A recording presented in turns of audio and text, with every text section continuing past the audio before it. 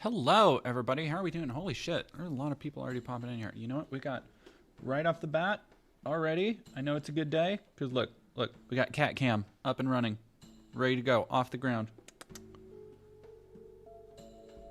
The whole kit and caboodle, so to speak. Oh yeah, look at that baby. Uh-oh. Lady feels left out. Do you want to come get in the picture? Come here. I love you. Come here.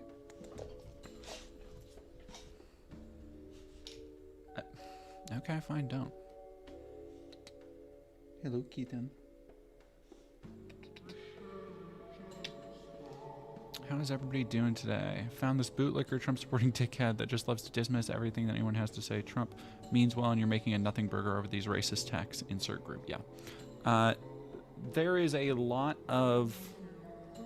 Alright, I'm going to take Cat Cam going away. Sorry, kitty. There's been a lot of... I'll split the difference and keep Cat there. Oh, hello. Cat, she wants to be in the spotlight.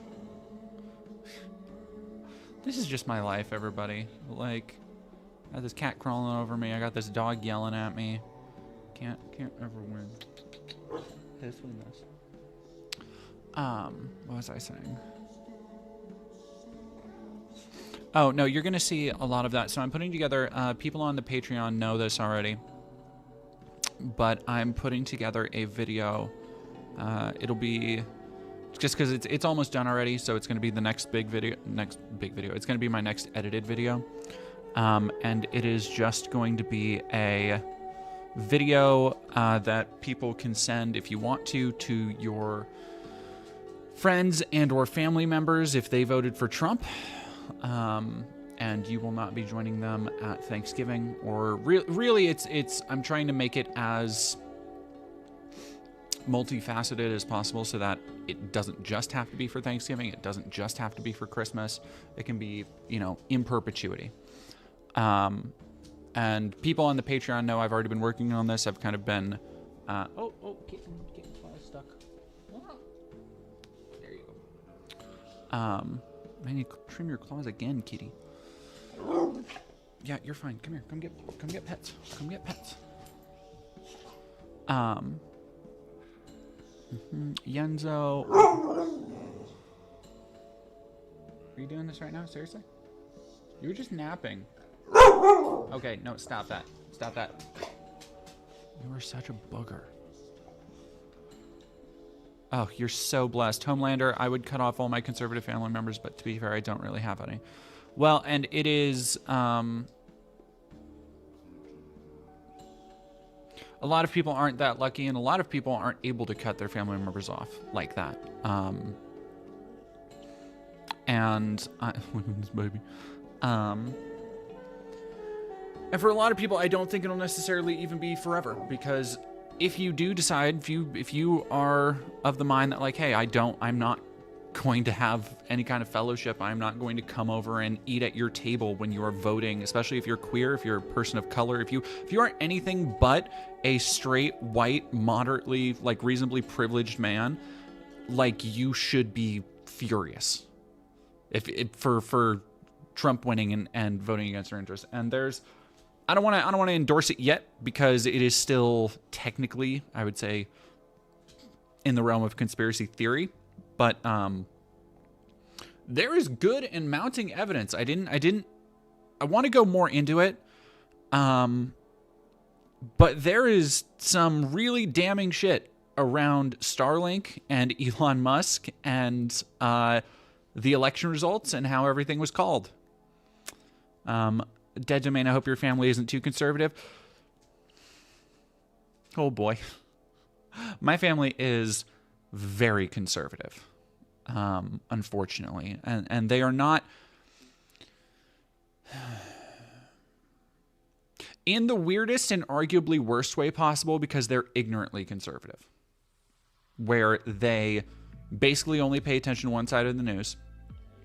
Unfortunately, my mom has fallen down kind of a more woo-woo rabbit hole in the last couple years. which has been kind of hard for me to watch as we've gotten closer after, you know, I had the rough kind of falling out with her during my teenage years. And watching her get into places like, and mind you, this was like several years ago before a lot of this shit was like truly awful the way it is today. But watching her follow people like Russell Brand and a lot of like, you know, homeopathic remedy type stuff. And she's not like into crystals or chakras or anything, but it's like right on the borderline there. And I know that she still has a lot of more conservative beliefs, but it's this strange schism that so many, particularly white women, fall into, where it's like they are taking part in these spaces that are technically like 10, 20 years ago would have been called hippies and the most, you know, granola crunching left-leaning spaces literally possible with homeopathic medicine and, you know, health alternatives and stuff, but it has somehow been taken over by the right-wing grifters. It's fucking wild. Dee Dee's family, is that Idaho Washingtonian? Actually, no. I never, nobody from my family came from Idaho. Roars Savell, thank you for $2. I live 40 minutes away from Nick. Sucks to know. We're gonna be talking about. We're talking about the docs. We're talking about that. That's mwah. Hi everyone, Gay Ghost Prince. Hope y'all are doing well. Hope you're doing well too. Yeah, I'm sorry to hear that. I hope you spend the holidays with the people you love, like your friends and partners. I will. Yeah, I am not worried. I am not worried about being like alone for the holidays by any stretch. Like I don't want to. Yeah, this doesn't need to turn into the poor Dead Domain show. Like I'm fine. I have plenty of people to spend time with, plenty of people who love and appreciate me, plenty of people I love and appreciate. So I am not wanting in that degree by any stretch. So don't even worry about it.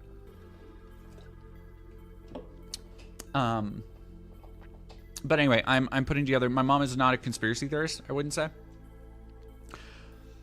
I don't know. It walks this weird line where my mom is not like.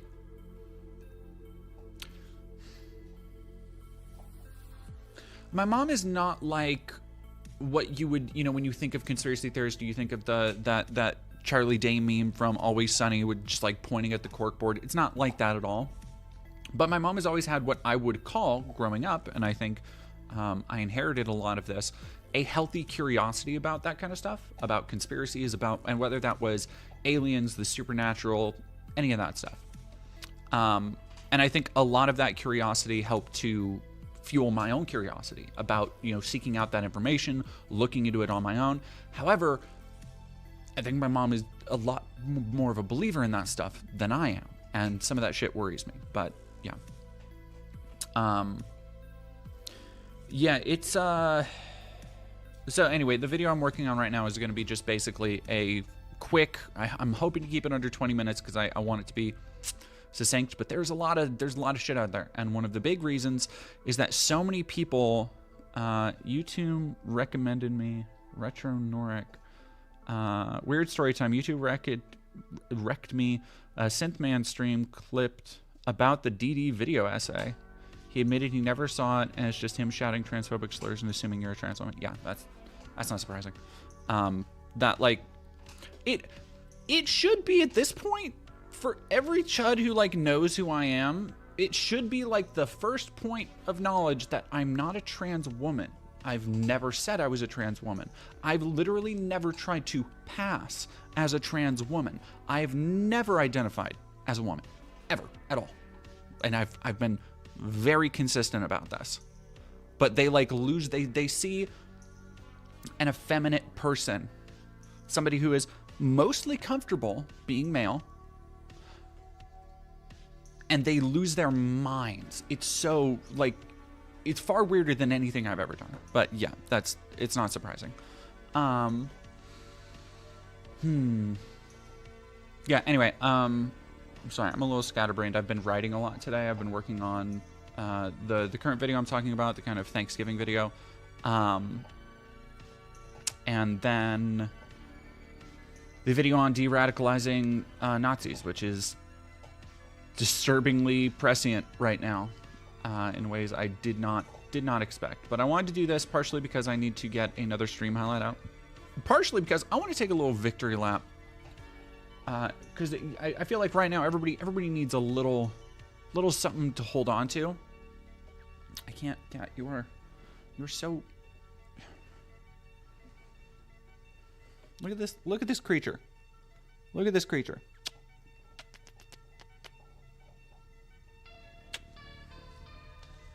Such a baby. Oh. All right, there we go.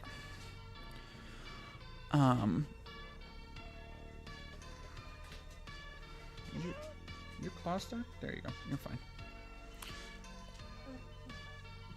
You're fine. Go back to your bone. What? You cannot come up on my lap, dum-dum. Yeah, there you go. Get bone. Bone. Bring bone. Yeah. No, you were going to get it. Bone. Whatever.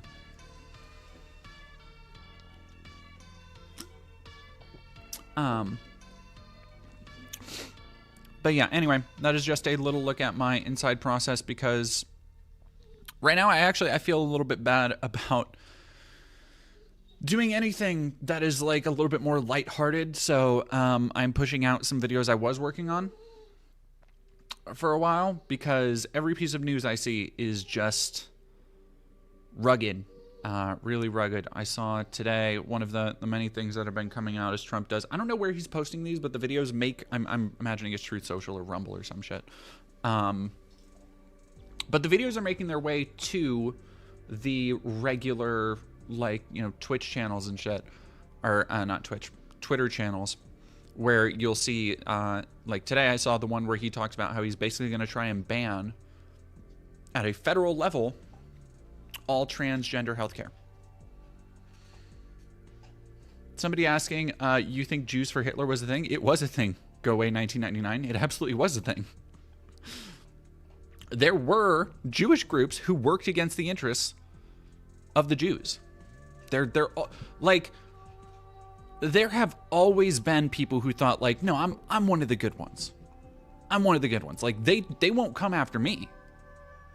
Like, when you see white women praising the Trump victory, knowing everything else that's being said, everything else that's happening right now, and you're like, how is that possible? It's because they are deluded into thinking that by their privilege, by their point in life, that's not going to happen to me. I'm not going to be forced to carry an unviable fetus to term. That's not going to happen to me. I'm not going to be sexually assaulted and made to carry my rapist baby. That's not going to happen to me. I'm a privileged upper middle class white woman. That stuff doesn't happen to people like me. That happens to the lower class people. That happens to the poors. If you're wondering why somebody can become deluded into acting against their own self-interest or the interests of the group that they fall into. Dog, you're... And lady is on one tonight, I swear to God. Oh, sorry, I did not have multi-stream chat up. I am sorry, YouTube chat. I've been ignoring you.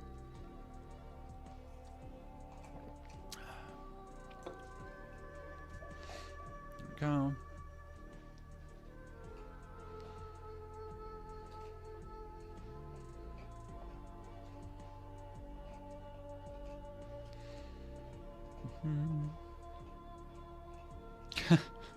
It's sad that Sam Cedar's demolishing of Timble was kind of overshadowed by the election.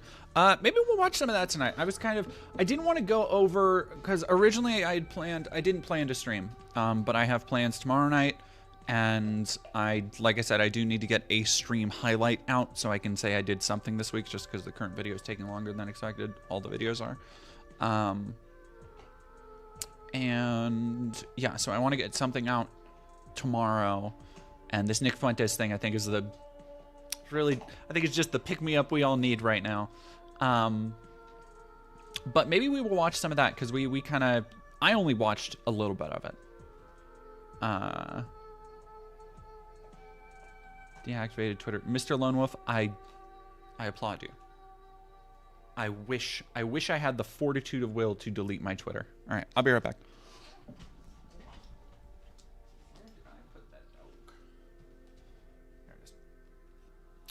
Never mind. I won't be right back.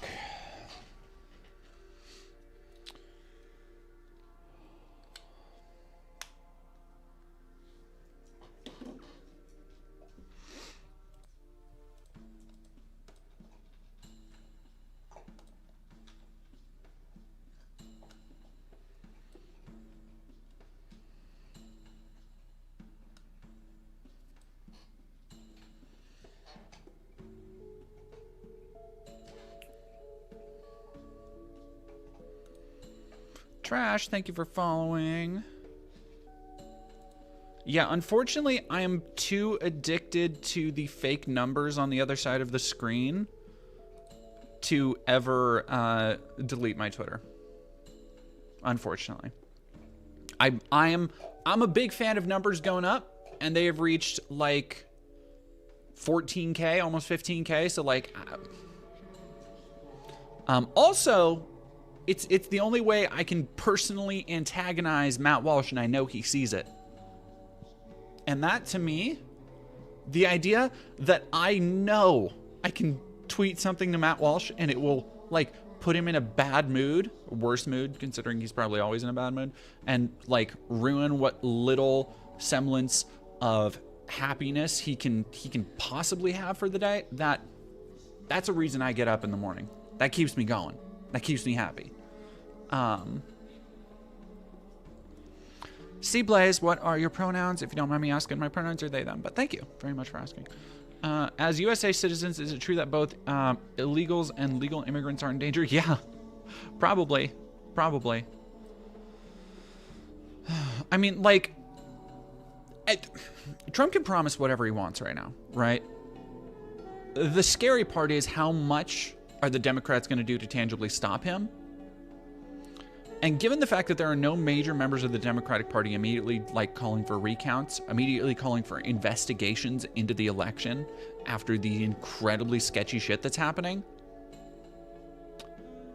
I honestly think that fucking like Biden and Kamala and everybody are just going to continue being spineless and let Trump get away with whatever so they can keep being like, oh, we need your donation to help defend democracy, like they've done for fucking years. Somebody else had a question that I wanted to get to, but it's already gone. Pronouns were invented by companies to sell pins. True.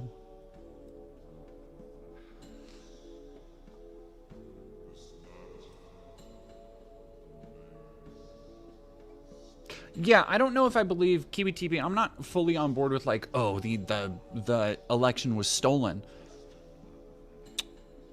But the timing of the shit around Musk, the timing of his personal reporting on states before the press was reporting it, the timing of a Starlink satellite falling out of the sky a couple days after the election, the fact that all major battleground states were won for Trump, while a lot of other people still like the way it was split for those states meant that so many people would have had to literally only vote for Trump and not for their state and local elections.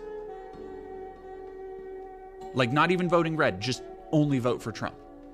There are so many aspects of it that are incredibly sketchy. Yeah, Whew.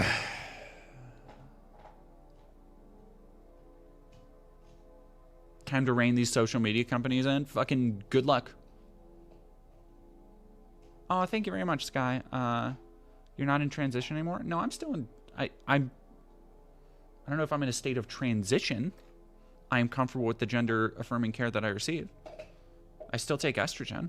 I still get electrolysis.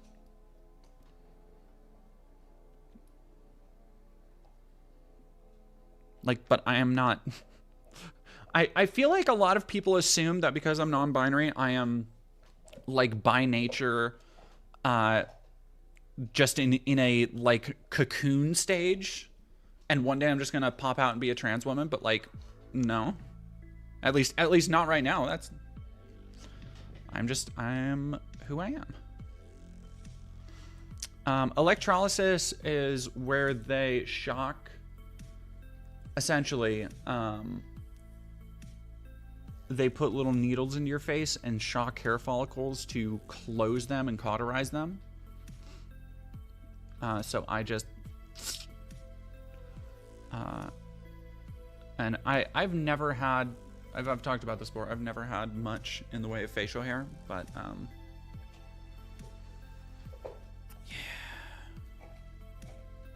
Is it painful? It depends on where it is, but it's kind of painful.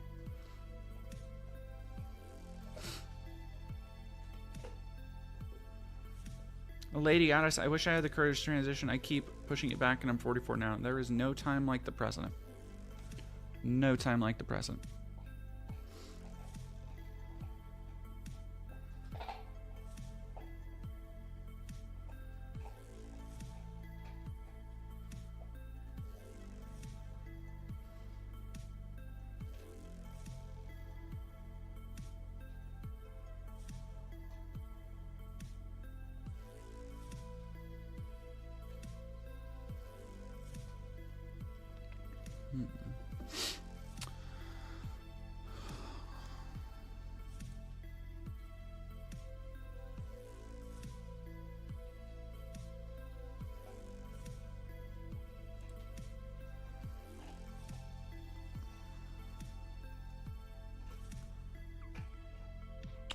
Alrighty, everybody. I want to go.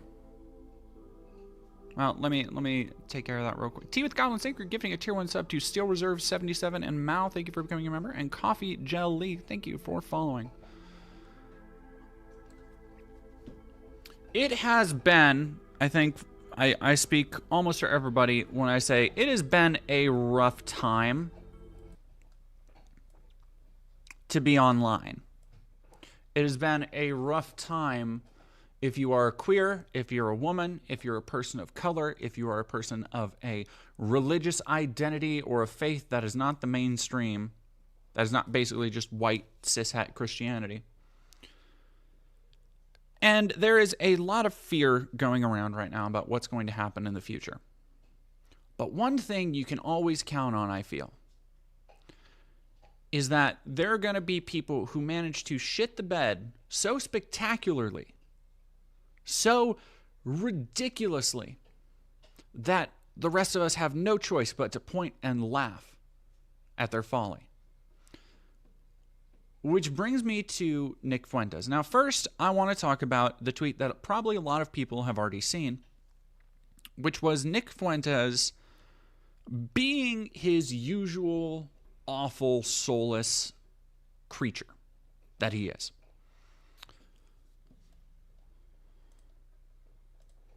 In the wake of Trump's re-election, this Vanity Fair article sums up a lot of the things that many people are feeling when it comes to the outrage about the election. Not necessarily because of Trump himself, his terrible economic policies, what they're going to wreak on the rest of the population, what he wants to do, the Affordable Care Act, like all that stuff, push all of that aside. Like put tariffs in a little box, we'll talk about it later.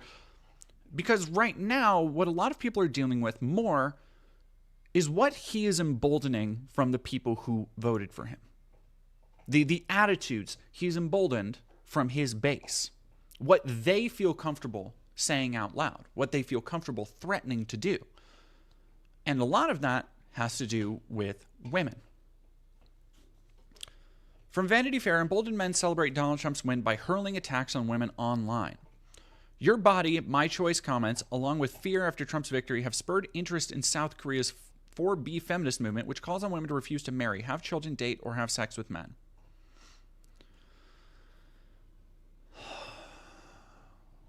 Hey, bitch, we control your bodies. Guess what? Guys win again. Nick Fuentes, the consistently anti-Semitic and racist live streamer who describes himself as a proud incel, said following Donald Trump's electoral victory this week.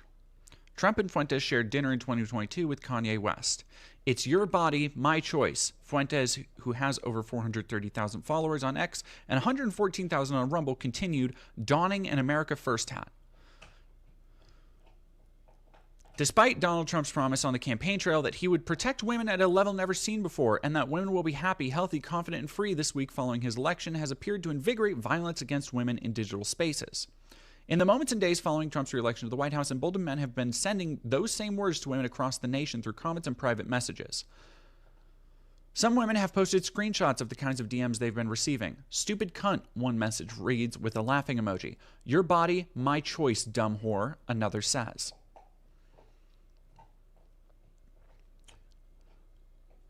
Here's one woman saying, turns out my IUD was a great choice. To which somebody responds, don't worry, we'll just rape through the IUD.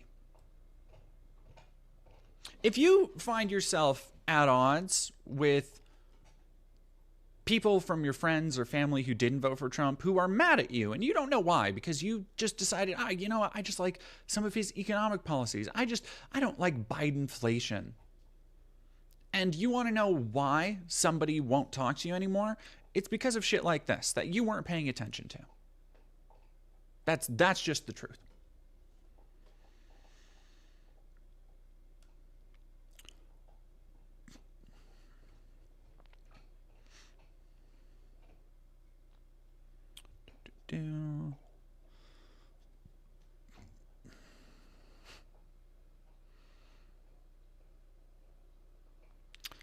For B movement. Yo, here are some more other things that happened. I do want to shout out to this that Vanity Fair thankfully mentioned. Following Trump's win this week, as Vanity Fair's Bess Levin wrote, black people across the country, reportedly as young as middle schoolers, received text messages addressing them by name and telling them that they would be transported to plantations to work as slaves and pick cotton. The day after Trump's first election win in 2016, reported hate crimes with racial or ethnic bias jumped from 10 to 27, according to an analysis of FBI hate crime statistics by the Washington Post.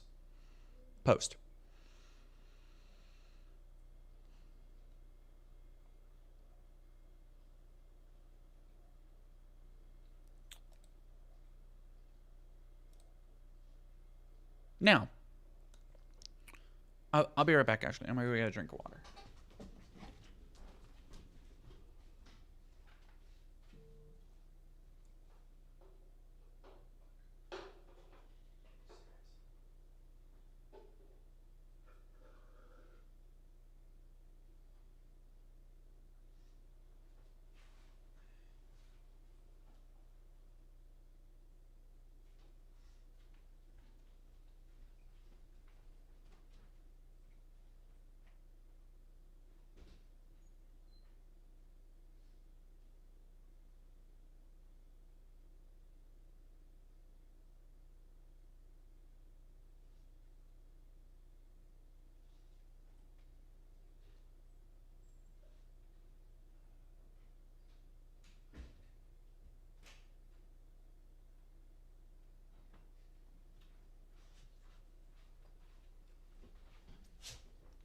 All right. Oh. Hello, dog. Hello.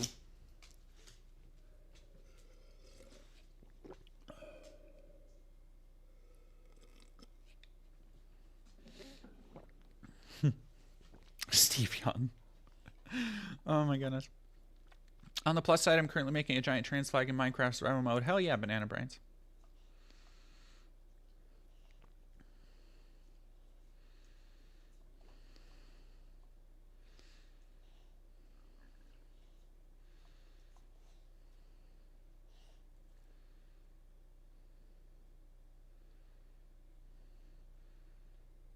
As long as Vivek isn't Homeland Security Secretary and Tucker Carlson isn't in a position at all. Oh boy. Oof.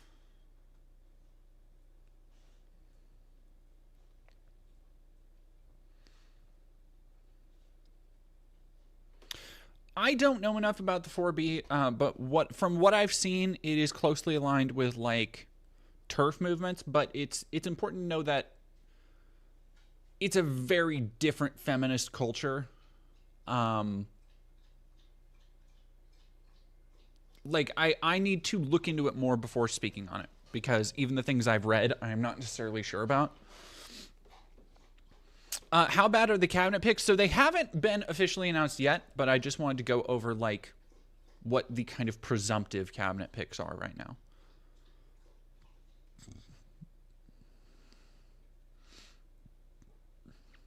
Do I believe Canada should annex Cascadia? I do not think that's an option. Honestly, if I'm being entirely honest, I do not think.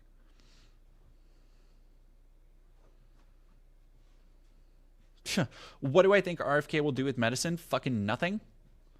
Like, oh, I can't. If RFK actually becomes in charge of Health and Human Services, it is nothing short of a like, dude. Like, I'm not saying a new COVID will happen, but the potential for multiple COVID-like illnesses to absolutely ravage America goes up tenfold. Like, there is a very legitimate, terrifying scenario if RFK is put in charge of literally anything to do with healthcare.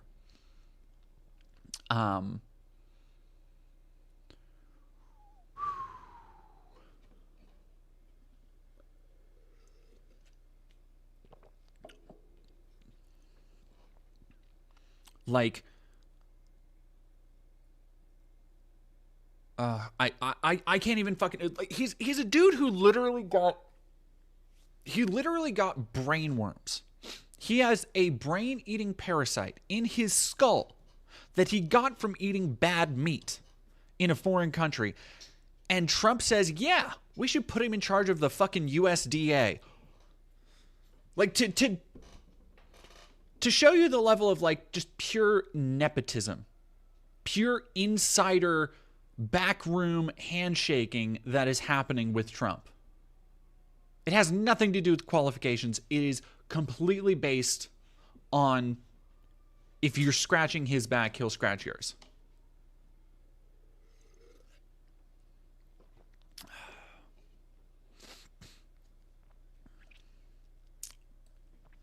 So the reason why I wanted to particularly talk about Nick Fuentes as it applies to this little bit with Trump is that Fuentes has been off and on the Trump train in the last couple months.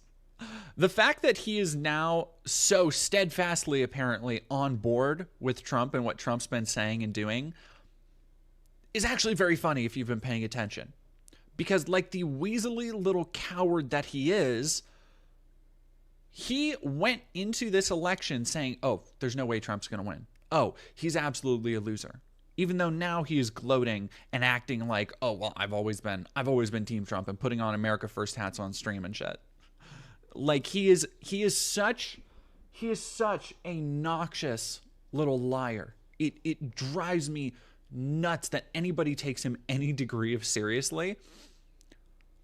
But I think he is finally getting his moment to fuck around and actually have found out, as we're going to see. But first, I want to go into this little tidbit about how he's been off and on the Trump train because he cannot help but try and hedge his bets to whoever he thinks is going to actually win.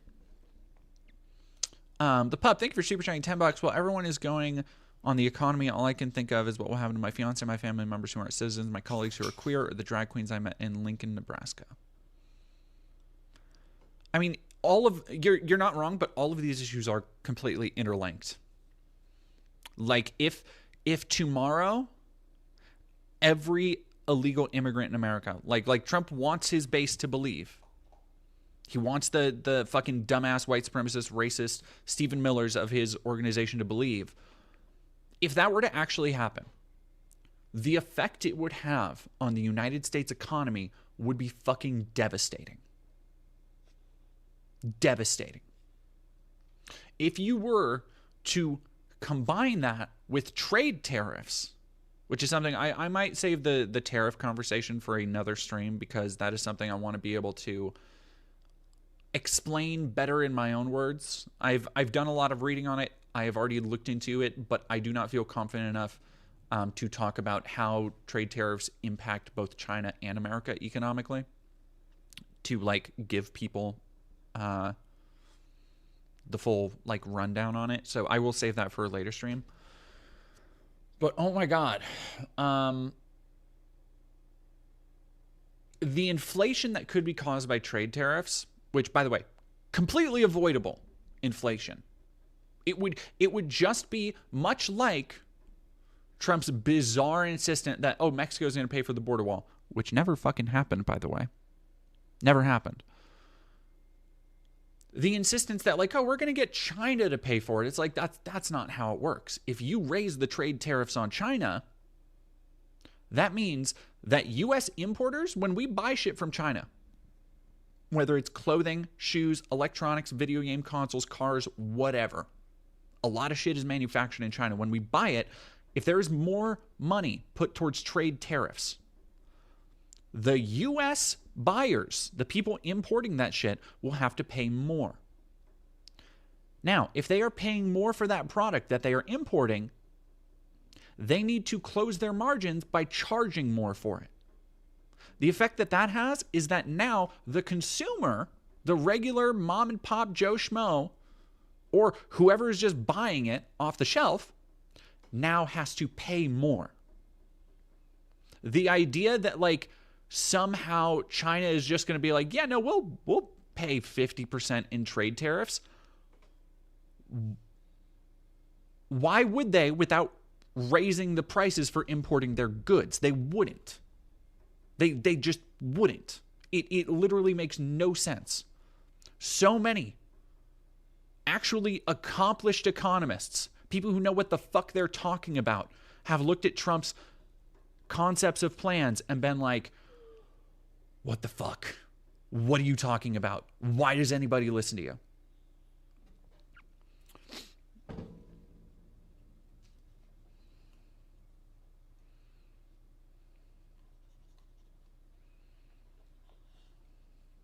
Oh, yeah, no. Fella once said, it's genuinely so bleak how many people think Trump is better on the economy when the stated economic policy is like the worst policy in half a century.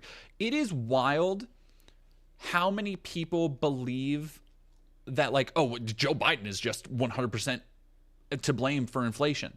And not the fact that we are, A, still in an economic recovery from fucking COVID that, make no mistake, was entirely the fault of Donald Trump and his administration, cutting regulations, cutting funding, not paying attention to the CDC, and then trying to act like a actual outbreak wasn't fucking happening, forcing the entire country into lockdowns. Like, it's you would think, by the way people have talked about Joe Biden and his economic policies, you would think that Biden's actually been in office for 8 years, that this is all literally his fault, and not that before Biden, Trump was responsible for all this shit. Like, you would, by the reactions, that's what you would think.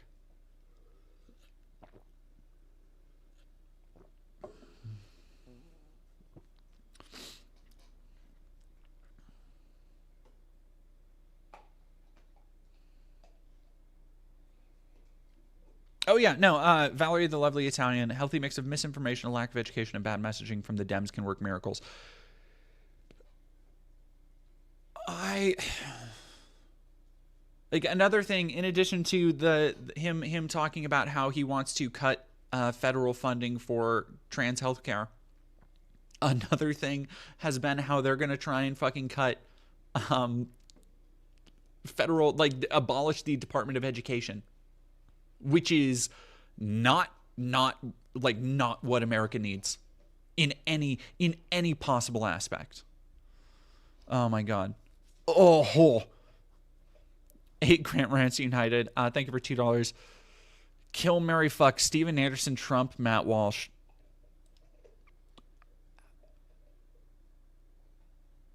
Kill myself and Steven Anderson and Trump and Matt Walsh all marry and fuck each other. That's my way out. Mighty Mulatto, thank you for $5.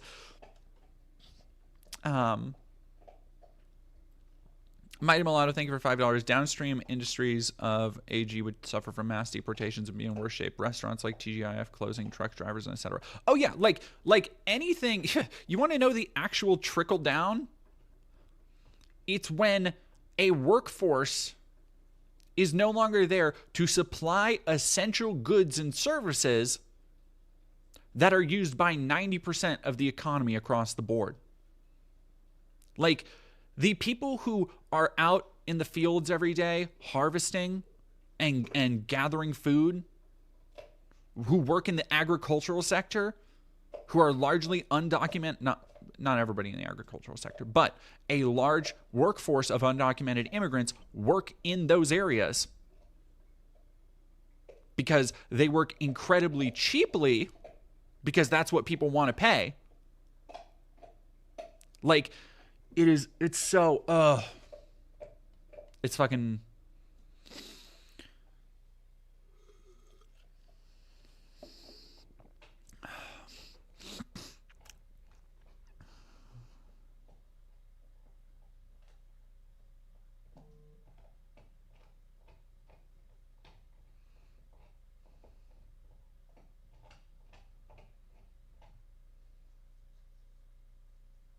Yeah, Valkyrie Astrid, you're not wrong.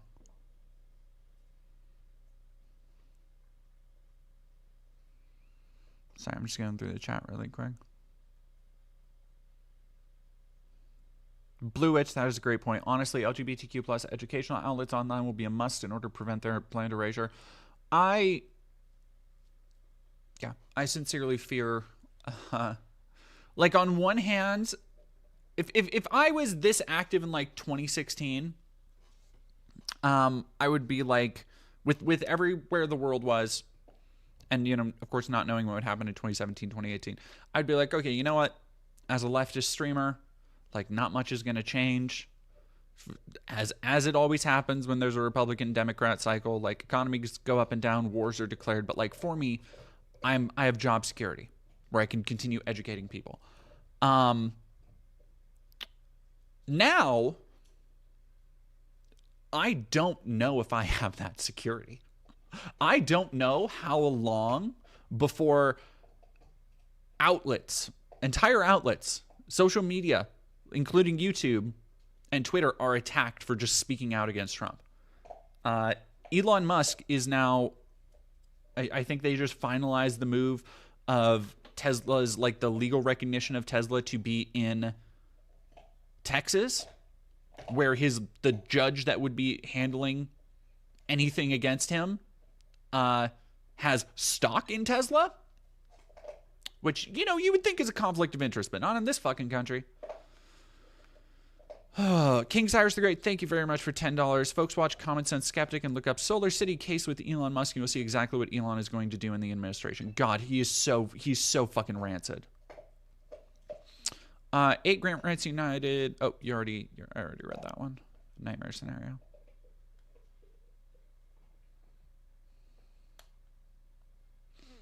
I have multiple friends who are teachers, and the things they tell me about their students is legitimately worrying. Yeah, there is a, like people aren't wrong, because everybody has been talking about how fucking, you know, oh, we need a leftist Hassan. We need, well, we already have Hassan. A leftist equivalent of Nick Fuentes. We need a leftist equivalent of, you know, fucking whoever, Steve Bannon or whatever. And on one level, people aren't wrong to say that. But what people need to understand from that analysis is not that, because a lot of people are taking two different things from that kind of analysis. Leftist Joe Rogan, that's the main one that you're saying. People are taking two entirely separate things from that analysis, though, because what a lot of people are taking away from is that, okay, the left needs to carbon copy a Joe Rogan to speak to that same contingent of people, but to push leftist talking points. And you can't really do that, because Joe Rogan is a lightning in a bottle phenomenon of maybe one of the stupidest people to have ever gotten a platform in media, being followed by, like, just everybody who almost failed out of high school in America. Like, and being convinced that, oh no, these guys are cool. You can't really replicate that. Like, there's not like a secret sauce formula you can study to be like, yes, aha, I've discovered the leftist Joe Rogan. So, like, that is the dumb way to take that, right? That's the dumb way to take that idea and that argument. Simric is kind of, you're almost on it, right? And Sam Cedar is a bad example too with goblins, but Sam Cedar Tea with Goblins real quick. Sam Cedar exists. He isn't a leftist equivalent of Rogan because he's actually smart and well-informed and qualified, but he has a significant following and excels at talking to people across the spectrum. But the problem is that Sam Cedar is, well, not like a bad-looking dude by any stretch. He's just a normal-looking guy. Joe Rogan, the reason Joe Rogan appeals so much to the right wing is because of aesthetics. Because people look at people like Joe Rogan and Dana White for whatever goddamn reason and see like, oh, they're masculine men and they smoke cigars and drink whiskey and they work out, and it's like, I want to be like that. And it's like, do you really though? Do you really though? I don't think you do. But it's the aesthetics that people are going after there. It is the aesthetics of having people like Theo Von and Brennan Schaub and these orbiters of like edgy comedians and UFC fighters and all these people who are allowed to just kind of be bros and be dudes. And I'm not saying, by the way, I am not saying, by the way, that Sam Cedar isn't good looking. He absolutely is. But like, he's also he just looks like a dude, right? Like he just looks like a guy, a regular dude. Whereas Joe Rogan and his ilk are able to front more and put out that aura of masculinity. And because right-wingers are terminally obsessed with aesthetics over literally anything else, that is what draws people in. The draw there, and the thing that people really need to learn is that the left does need to get better at aesthetics. It is why, like when you look at who is the most popular leftist streamer out there, it's Hassan. Now, is Hassan nicer and less of a piece of shit than some of the other leftist streamers like Destiny? And walk with me here, because I know I don't actually think Destiny is a leftist. He's a reactionary centrist. Like, let's not get out of hand. But to the mainstream political establishment, Destiny, for whatever goddamn reason, falls on the left just because he's not completely right-wing. So follow me here. When you look at people who make up the other contingent of the big leftist streamers, you have people like Vosh. You have people like Destiny. Now, whatever you think of Vosh, I don't think very much. Whatever you think of Vosh, the dude looks like an AI-generated Reddit poster.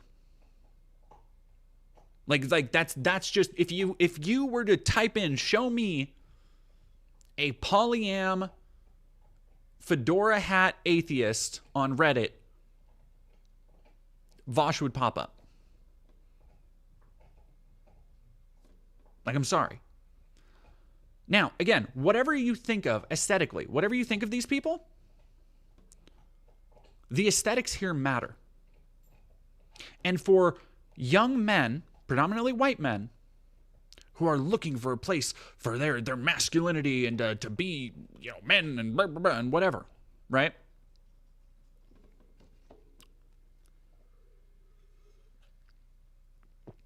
If you were to have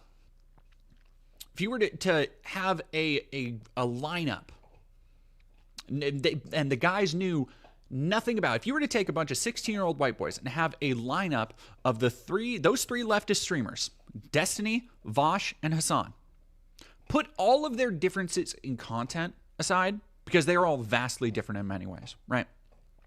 Put all of their edginess, put all of their debates, position on Israel, Palestine, all of that out of the way, just to focus on aesthetics.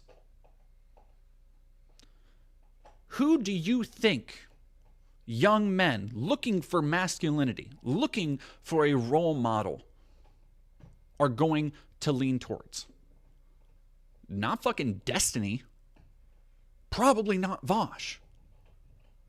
But then you have fucking, again, this is not an endorsement of any of them. Based entirely on aesthetics, you have Hassan,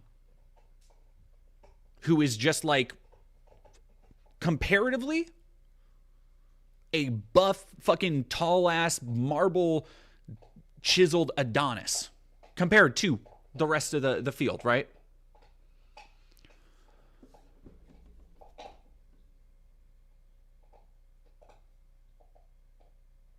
Like, he is the closest political commentary has to the fucking Chad meme.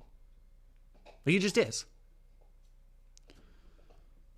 So when people say we need more people like that, Hassan does need to be studied for that reason. Like, again, whatever you think about Hassan, whatever you think about his past, he has been consistent in a lot of issues. He has been consistent in shit-talking the Dems where they need to be shit-talked, in supporting Palestine. And he can do it all while still being incredibly masculine, while still embodying masculine traits. Like, you cannot, people, right-wingers, chuds, whatever you want to call them, they can come at me and be like, oh my gosh, you're an F-slur, and you're a troon, and you're, all these other things. It's fine, whatever. Because to a certain extent, it's all true. Yeah, I wear makeup and dresses on stream.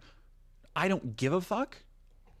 But optically, it is a lot easier for people to point at me and go, see, this is what leftism is doing to people. And, like, I don't care. But the aesthetics there matter. And more people need to start modeling themselves in that same way on Hassan. The left doesn't need more Joe Rogans. It just needs more Jim Bros. Like, that's what it needs. It needs more masculine figures. Not even necessarily masculine. More loud figures who are able to embody the kind of attitude that is appealing to groups that feel nobody else is speaking for them. Whether that is, and again, whether that is perceived or legitimate. Because for a lot of this shit, I talked about this earlier, there isn't actually, like, as much as you want it, if you go on fucking, I don't know, go on any fucking chud-ass board where they're conspiring and talking,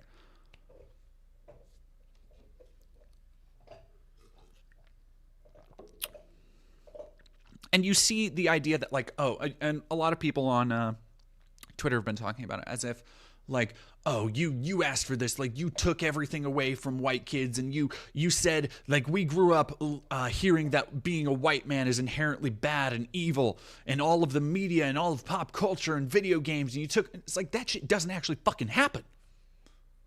Like, it doesn't actually happen. The problem is that you don't have anybody going into those spaces and talking to those kids and, metaphorically, shaking them and smacking them back and forth and being like, that's not happening. Shut up. What you have, unfortunately, is people like me who will take those arguments and meticulously dissect them, often for a left-leaning and adult audience. And there are so many people like me out there. Like, so many. And I've talked about this before, what you really need, all of that is great. Talking theory, getting into the nitty-gritty investigative details, all of that is chef's kiss, great. I'm not going to stop doing it for the world. But at the same time, the left needs to get better at shutting shit down on its face. When somebody says a conspiracy theory, you don't need to cede an argument to them and say, well, actually, the facts of this are this, this, and this. Because guess what? If you inspire somebody enough, they will go seek out those facts on their own. In the moment, in the heat of the thing, you need to just shut that down. Because now we've gotten to a point where all of these fringe, far-right arguments are now commonplace. They are things that people actually take seriously. I was doing research today on my current video, the current big video I'm doing on de-radicalizing Nazis. And I was looking into, I had to explain the whole thing with Anders Breivik. For those who don't know, Anders Breivik in 2011 killed 69 children at a summer camp in Norway and left behind a 1,500-page manifesto. Now, like a lot of white supremacist manifestos, it is just replete with like gibbering nonsense and bullshit. However, a lot of the things he specifically was talking about back in 2011 on the fringes of white supremacist and neo-Nazi ideology, the things he was talking about then, about feminism taking everything over, about fucking like the Muslims coming and ruining Norway, about multiculturalism destroying the world and the economy. It will shock you to know that none of that has really come to fruition. But that hasn't stopped what were fringe Nazi conspiracies just a little over a decade ago from now becoming mainstream political talking points. And that is what happens when you allow fucking weasels like Nick Fuentes and Richard Spencer to wedge their way into the party. When you have people like Stephen Miller and Steve Bannon and fucking Sebastian Gorka using politicians to get their agendas out there, is now we have people like J.D. Vance and Trump saying, oh, the immigrants, they're eating your cats. And every news cycle for 3 weeks after is going to focus on, well, actually, this is debunked because of this. Instead of everybody, and granted, this is a bigger problem with news media, instead of everybody being like, no, fuck you, this isn't happening. This isn't happening. We aren't doing this. Fuck you. It is one of the big problems with the left is that we've become so obsessed with debunking shit. It's like when I was talking to Robert Evans for the upcoming video. One of the things he said is that you can't fact check your way, and this, might not be entirely verbatim, but the spirit of what he said was, you can't fact check your way out of fascism. Because they don't care. Another person I talked to who used to be a moderator on Stormfront. He is a former Stormfront moderator, infamous neo-Nazi forum, who said to me that, like, yeah, no, most fucking Nazis, like, know great replacement theory and all this shit. Like, no, it's not real, but it makes for good optics.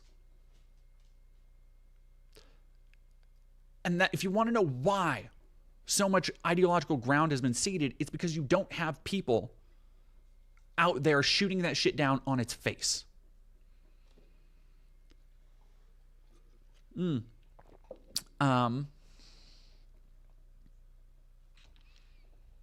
Yeah, debunk later, shut it down now. And that is what I do.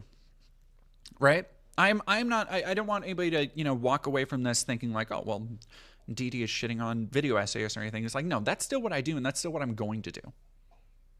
Because when people hear those things, when they have, and I've talked about the armor theory, right? Like, if you can subvert, if you can put one crack in a shell or in a piece of armor,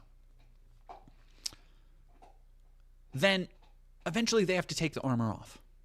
Eventually they have to examine it and see what's actually underneath. And this won't be everybody, but if you can get one person to doubt the things they believe, the things they've been told and indoctrinated into, and they start unwrapping those beliefs for themselves, then, yeah, the left needs to be here for them. Channels like me, all of these other video essayists and YouTubers and everything else. Where, yeah, hey, you want to come in here and talk? We can talk. We can have a civilized conversation.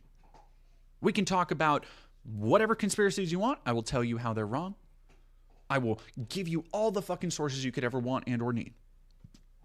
But until that point, when people come into my chat and say, oh, this is happening, this is happening, this is happening, it's like, no, fuck you, it's not. It's just not. You're being told lies. You are spreading lies. Like, that kind of just willpower is what the left needs more of. Spencer, thank you for $9.99. Do you believe that Trumpism will survive Trump's inevitable death? Unfortunately.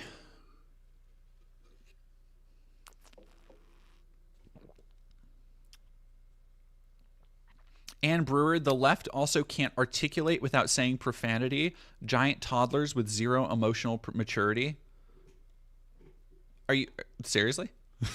Seriously? Have you ever watched an Alex Jones stream, dude?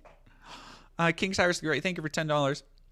Michael, who's Gen X, asked me about what's going on with Gen Z boys, and I told him his response, I kid you not, was, "Oh, right, shit, we called them yuppies in the 1980s, but what?"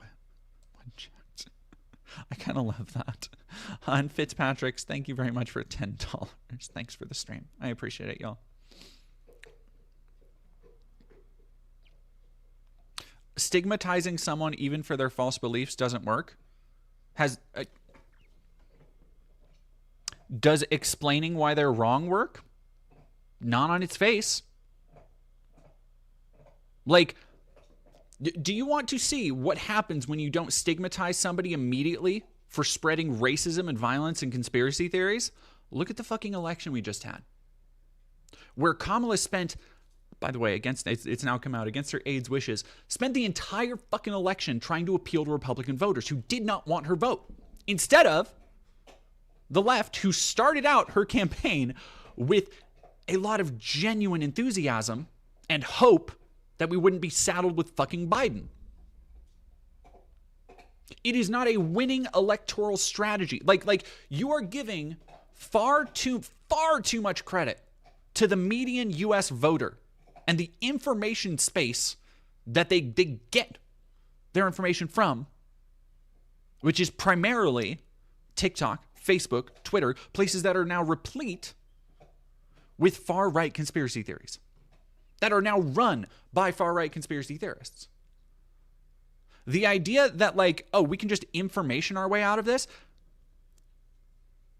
What do you think the media has been trying to do for the last 8 years of Trump?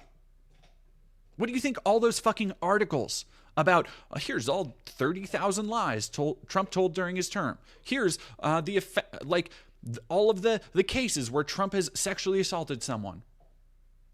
It doesn't fucking matter. Misinformation is winning, and it's going to continue winning and continue to get worse. Because by the time a fascist tells one lie, he's already on to the second one. And by the time he's on to the 10th, 11th, 12th, then the left has debunked the first one. But by then, he has already convinced people that all the immigrants are coming to take their jobs, that all the trans women are coming to take sports from your daughters. When, in reality, the left should just be like, no, you fucking idiot, that's not happening. And at that point, if somebody says, well, where's your proof? Then you can start explaining to them. But we have ceded so much ideological ground on the simple basis of allowing these theories to proliferate.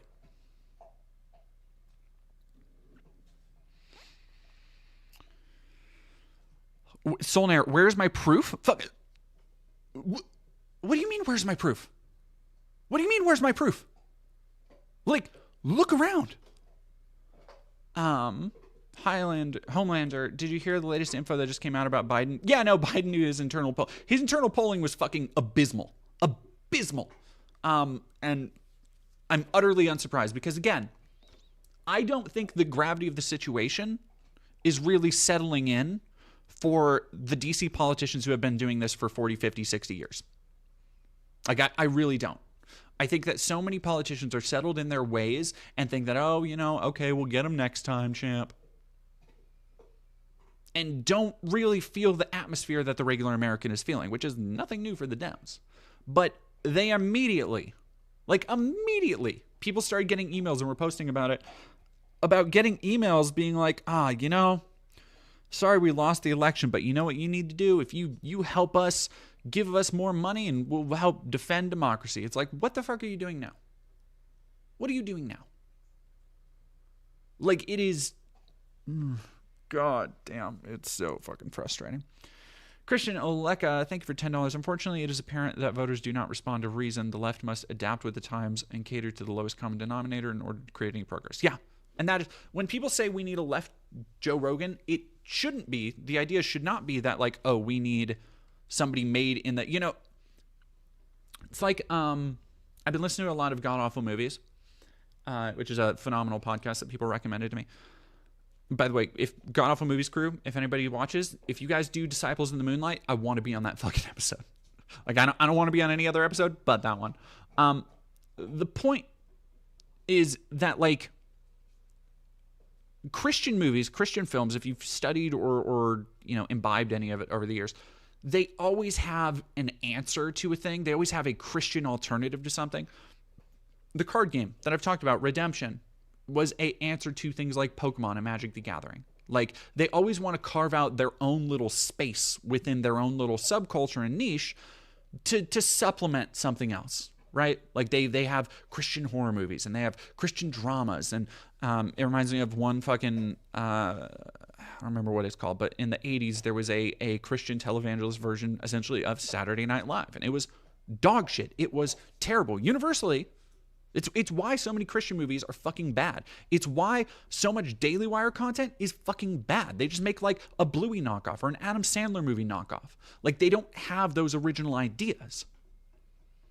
Like, Joe Rogan didn't look at Howard Stern or Larry King and go, you know what, I'm going to do that. The dude just started a fucking podcast. And it just got successful because it's what the market wanted, apparently. Now, whatever that says about, like, the collective IQ of the American consciousness, that Joe Rogan can get this level of infamy and fame and influence, yeah, maybe that's a little bit damning, but that's beside the point. The point is that you cannot just go out and manufacture something to fit your ideological end based off of something else. Because guess what? It's not going to be like, you're not even talking about like name brand versus great value brand, right? Because they already have, if you go to any right-winger on the internet, there is already the right-wing name brand and then the great value brand, the generic, the store-bought, right? There is, for every fucking quartering, there is a 24 fucking Rev Says Desus or Fratangas or Andy Says Gaming or whoever the fuck. Melanie Mac, fucking, the list goes on. And they might get a slice of that pie, but they're not going to get the same pie. They're not going to get the whole kit and caboodle with all the crumbs.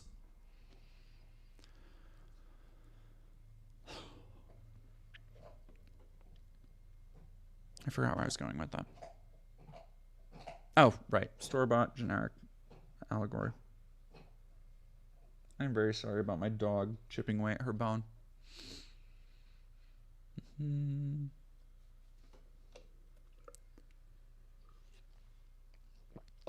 Yeah, Pyrrhic Pact is also a good point. Friendly reminder, Joe Rogan's podcast didn't just come out of nowhere. He had a lot of... Well, he also hit at exactly the right time for podcasting. Like, it was very much lightning in a bottle.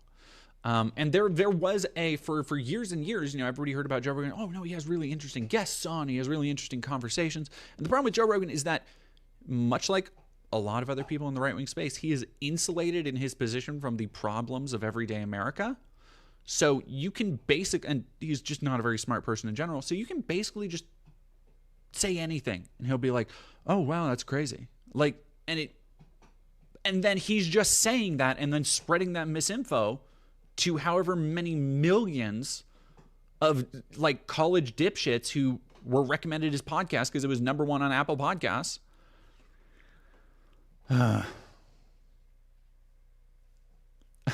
How did digital mortality, how did Elon go from a Reddit tier atheist to being all about traditional values? It's funny what power and money will do to people, isn't it?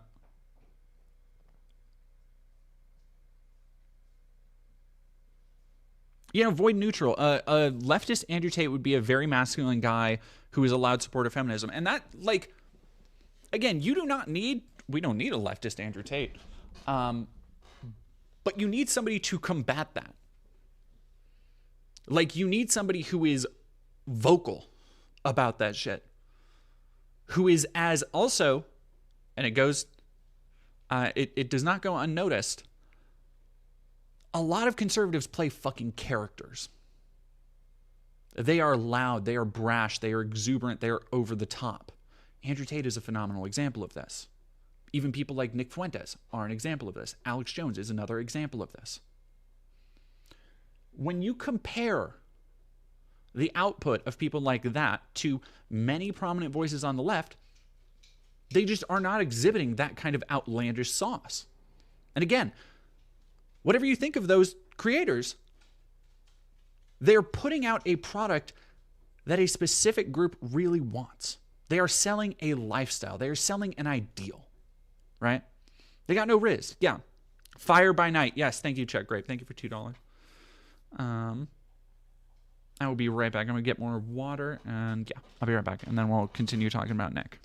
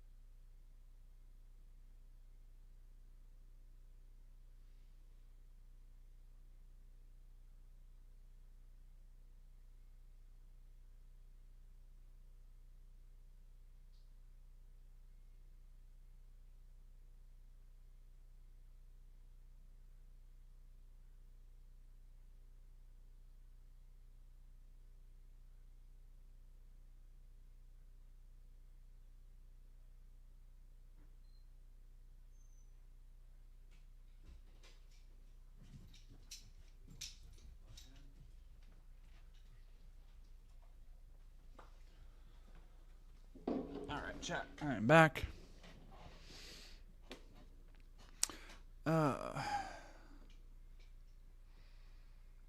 Chair stream. Solner, this is why it's impossible to talk to you guys. What are you trying to talk about? Like, I'm still talking, but by and large, for the population, the time for talk is done. Like, I've spent 8 years growing more and more radical as I've watched the Democratic establishment, the mainstream fucking neo-lib establishment, try and talk their way out of everything that's happening. And it hasn't fucking worked. It's not fucking working.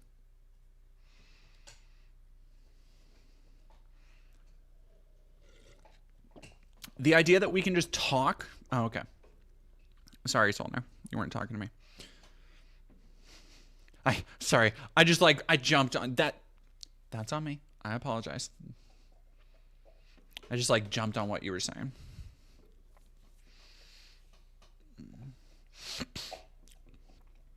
everybody in World War II weighed 150 pounds. Well, and I mean, I would say that prognathodiem, I think there was, I think the 70s and 80s, and a lot of the pop culture around there, like, really fucked up America's vision of what was masculinity. Because, like, really quick, let me go. Cool Hand Luke come out. 1967. Cool Hand Luke, classic film, if you've never seen it.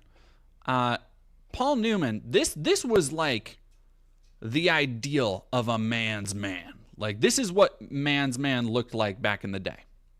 And, like, he's built, don't get me wrong.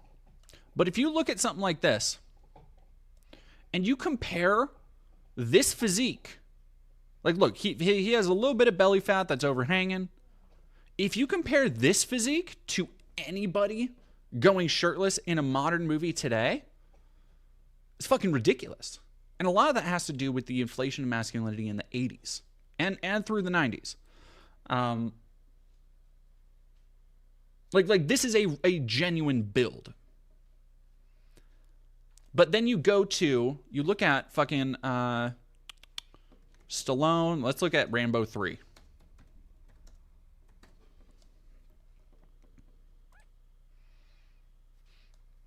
Who is, like, when I say disgustingly jacked, like, you can make out the individual muscle striations on my man. Fucking redonkulous.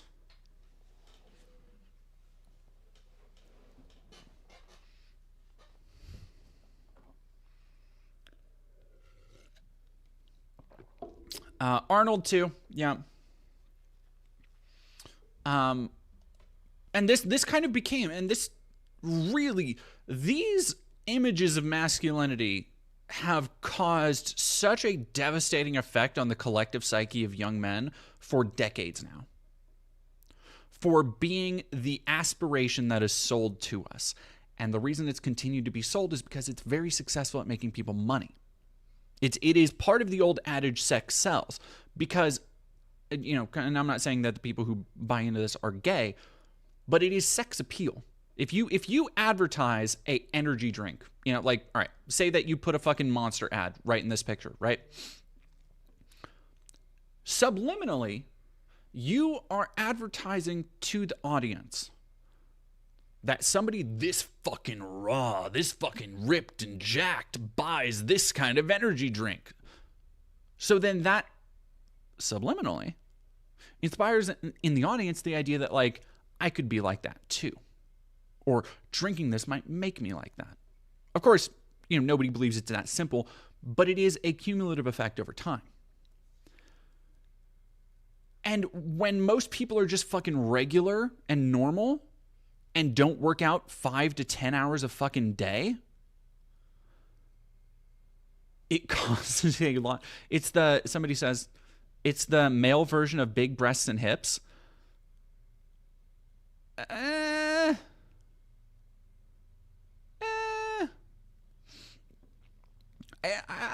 I think feminine beauty standards have changed over time, and not to say that male beauty standards haven't, but I think that the idea for what is peak masculinity largely hasn't changed nearly as much as femininity has. Like, there has been a fluctuating emphasis in mainstream pop culture and fashion on the size of an ass, the size of a bust, hips, waist, all that shit. And you can see that from the 80s through to today.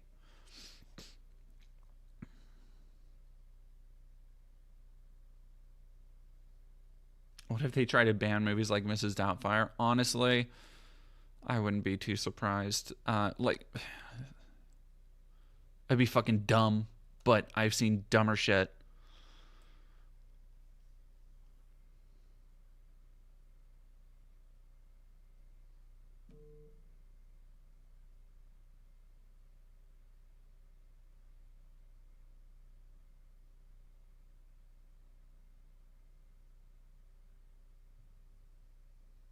No, Dale Wilson.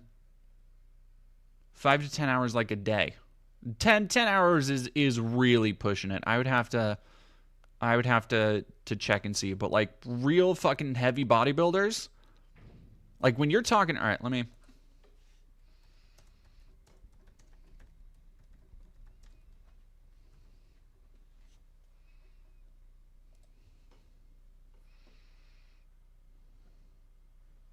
Okay, 1 to 3 hours a day per training.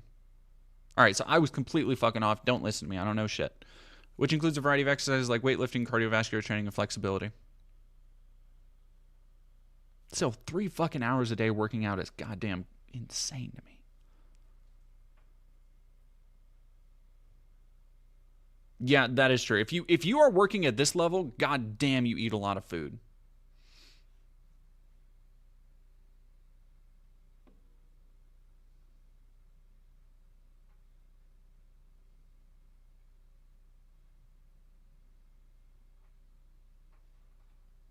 Yeah, 6+ meals a day.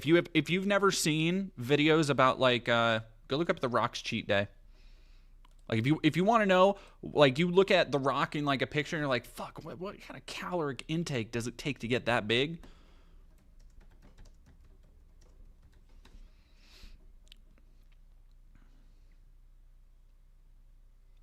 Like 20,000 calorie meals is what we're talking.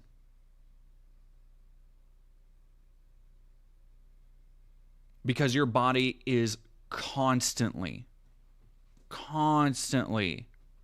burning fat. Full day of eating videos on YouTube. I'm very happy for you, Dale Wilson, and your impending hotness.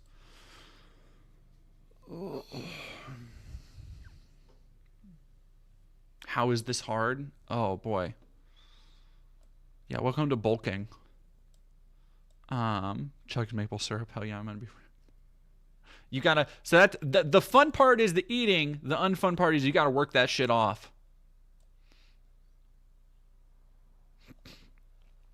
Mark, thank you for $4.99. The first Rambo was about what a broken man he was because of his PTSD and deconstructing masculinity, but the sequels completely ignored that. No, yeah, the first Rambo is still a really fascinating movie. Like it is such a stark departure from what came after. I guess what came after would be the stark departure, but like for what those movies became, it is so bizarre to go back and watch just a genuinely grounded, haunting performance from Stallone, and then the second just becomes like this weird Vietnam revenge fantasy thing.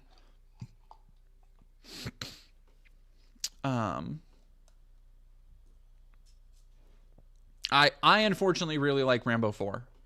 I think Rambo 4 is pretty fucking good. Just like as a pure action movie, it has a lot of problems, but and then Rambo 5 Last Blood is maybe one of the worst like theatrical films I've ever seen. I don't think I've ever walked out of a film like quite as angry as with fucking Last Blood.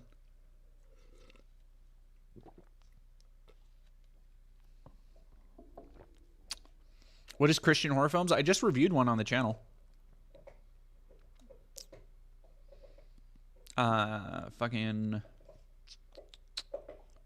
Nefarious.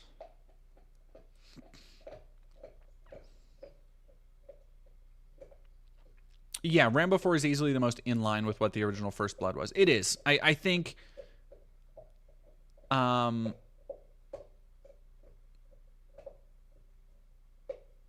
unless you're a Rikishi or a gladiator, you need some fat on your body if you want to be big and strong day to day. Well, that's why if you look at big body, like actual power lifters, or look at the mountain dude from Game of Thrones, is like they're not zero fat. Like these guys are big, but they are not no fat. Bodybuilders. All right, so there is a difference between a bodybuilder body type and a weightlifter body type. And the bodybuilder is more for aesthetics, not power. Chad Chutney, thank you.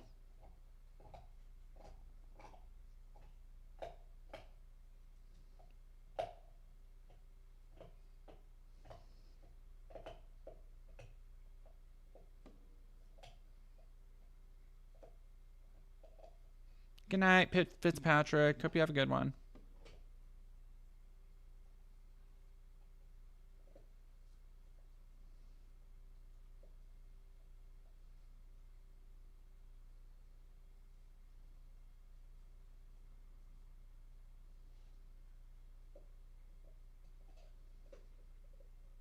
Make a link from Zelda, the new standard of masculinity. That's what, see, and that's is like part of the modern conservative propaganda is that like, oh, the standards for masculinity are dropping, and they're really like not, dude. Like, you don't see, as much as they want to be like, oh, they want all men to look like femboys and this, that, and the other, and men can't be men. It's like, then why does every dude in a fucking mainstream Marvel movie or Star Wars have to be stupid jacked? Like, it is contractually obligated that they go on fitness and diet regimens that are stupid unhealthy so that they can uphold and display those standards of masculinity. If society, if America and, you know, fucking whatever they want to say is responsible, Disney or Jewish cabals or whoever are trying to destroy those standards of masculinity, why are they still upholding them so fucking much in every goddamn thing?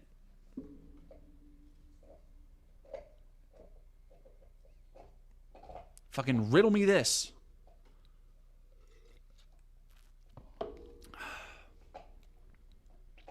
Goodness gracious, my throat.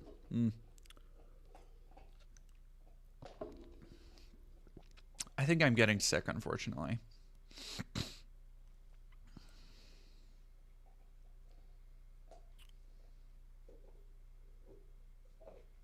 Yeah, Metal Luna, watching libs say, ooh, look at us, we're not losing our minds and causing a coup. It's like, maybe that's the fucking problem, libs. Do you think that the fact that you're not making, that you're just lying down and rolling over, like, that might be the problem, liberals? Yeah, it is the season. Half the dudes complaining about men being turned into femboys are just expressing a fetish. Oh, God, I didn't even talk about the bizarre dude who, said that a bunch of Kamala voters would have been his concubines in like ancient Greece or whatever the fuck.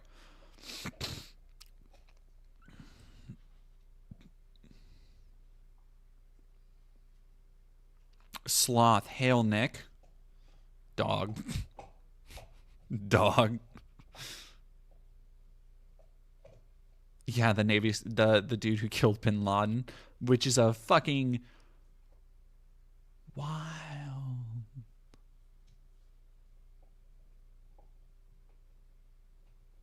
Yeah, okay, all right, let's talk about the Bin Laden guy. Laden killer concubines. There we go.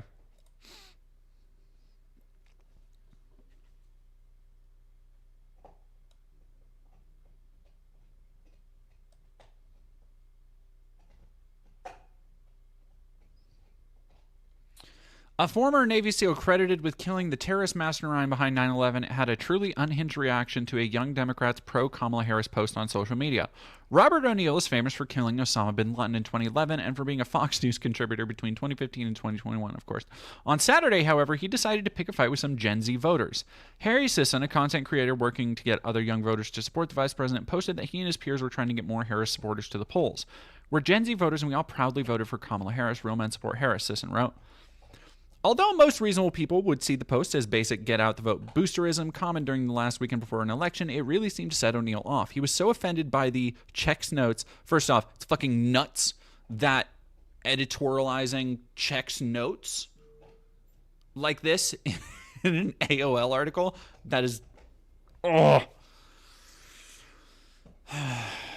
Just like putting memes into a news article is crazy to me. He was so offended by the checks notes, 5 college-age males happy they voted for Harris, that he suggested the young men could be his sex slaves in a slightly different universe. You're not men, you're boys. If there was no social media, you would be my concubines, he wrote.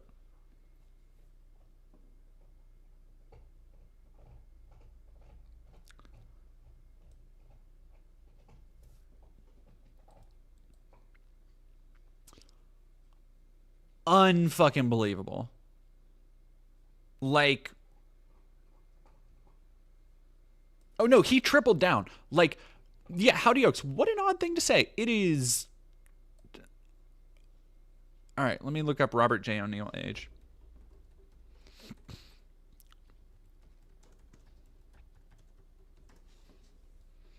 "48 years old. 48 years old. It is. There is something so deeply homoerotic about a massive undercurrent in modern, like, conservative masculinity that is going to just wrap an Ouroboros back around to being just open gayness. Like, I mean, in a lot of ways like this, it already has already. But just the idea of like we've seen it with Nick Fuentes of being like, oh, having sex with a woman is gay, and we've seen it with Andrew Tate, and like part of it I think is done for the memes, but no, people legitimately also believe that like, no, yeah, if I fuck a dude, that's not gay. And it's like, you just need to search your soul. Just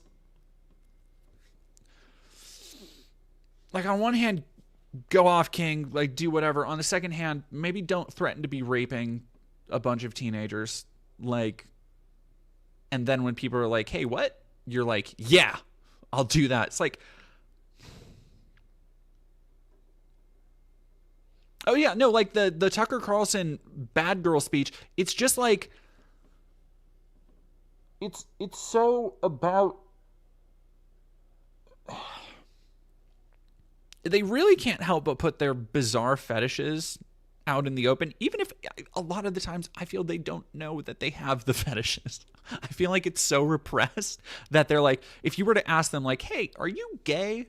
They'd be like, no. But you just made a social media post about fucking a bunch of young men. It's like, yeah, there's nothing gay about that. Okay.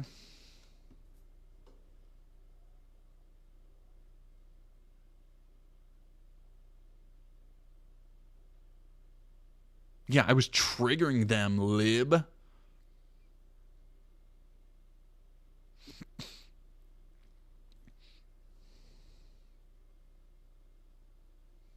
Yeah, it's like, it's totally normal to fantasize. It's like that dude who's been fucking on one for like a day. I don't even know the guy or his name, but who's been just posting like pictures of himself in various drag outfits, being like, oh, like, he's doing it facetiously, he's doing it mockingly to trans women, because he's not wearing any like actual makeup, not even trying to pass, but he's just like putting on wigs. It's the same thing Grant Linehan does, and he's just like, oh, look at how valid and normal, and like, it's like,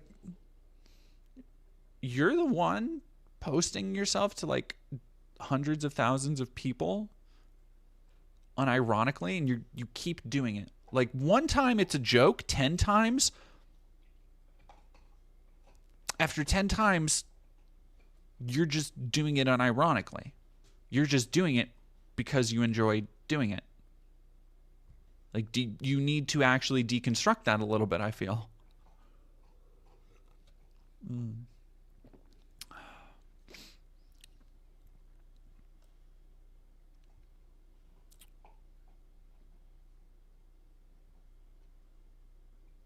Richard Welsh, are you calling me a drag queen in denial, or are you calling that person a drag queen in denial? I'm not nearly good enough at makeup to be a drag queen. Gotta go to dinner. Have a good dinner. Sucking cock to trigger the libs. Yeah, it's true. The most manly act is sex with no women involved. I mean, that's just math. That's just science. If you have sex, but with two dudes, how could that possibly be gay? That's just the most masculine thing. Just two dudes. Plap, plap, plap, plapping.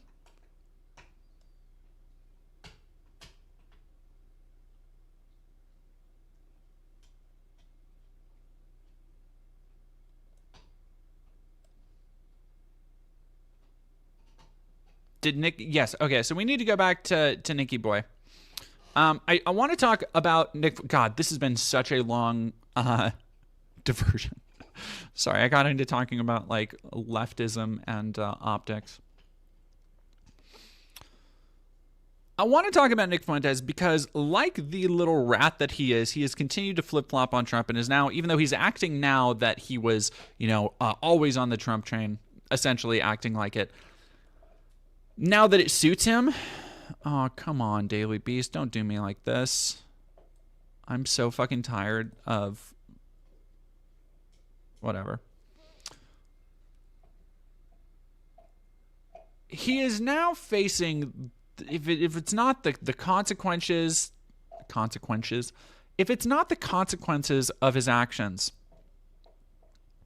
the person who said, "Your body, my choice forever" on social media has been doxxed, which is, and I cannot encourage this, but it's very funny. You should absolutely never dox and expose the personal information of radical terrorists. Never. No, that would be very, very bad. Nobody should do that at all. Dorky Magician Girl, thank you for 360 bits. Tea with Goblins, you said something a while ago with bits, and I did not get it. There we go. Sorry, Tea with Goblins. At the airport, having a breakfast, beer, and burger before my flight home to Sydney. Horrified at the coverage and a gentle reminder to trans folks to investigate alternative methods of sourcing HRT if you can. If you have a uterus, seriously consider an IUD. They aren't for everyone, but it was a blessing for me. Solidarity, friends. Thank you, Tea with Goblins. If you're still hanging around. I'm sorry I didn't get to that earlier.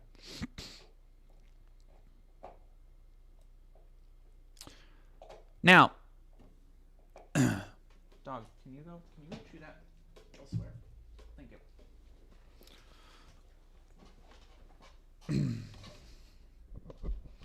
CEO of Antifa, I need you to stop spamming the chat. Okay?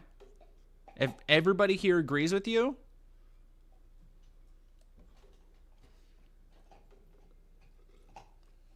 I'm going to have to put you in timeout if you don't stop.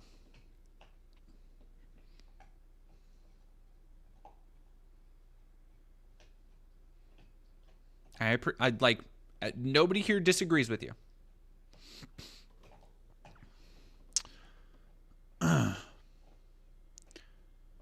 In the wake of Trump's victory, many of his supporters have gone fully mask off, even if, in the case of outspoken white nationalist, white supremacist Nick Fuentes, the mask was barely on in the first place. In recent days, Fuentes became the face of unrepentant, ghoulish glee of Trump's far-right base, advocating for every word of Project 2025 and harassing countless women over the internet. His rallying cry through all of this was, "Your body, my choice," a schadenfreude-filled repudiation.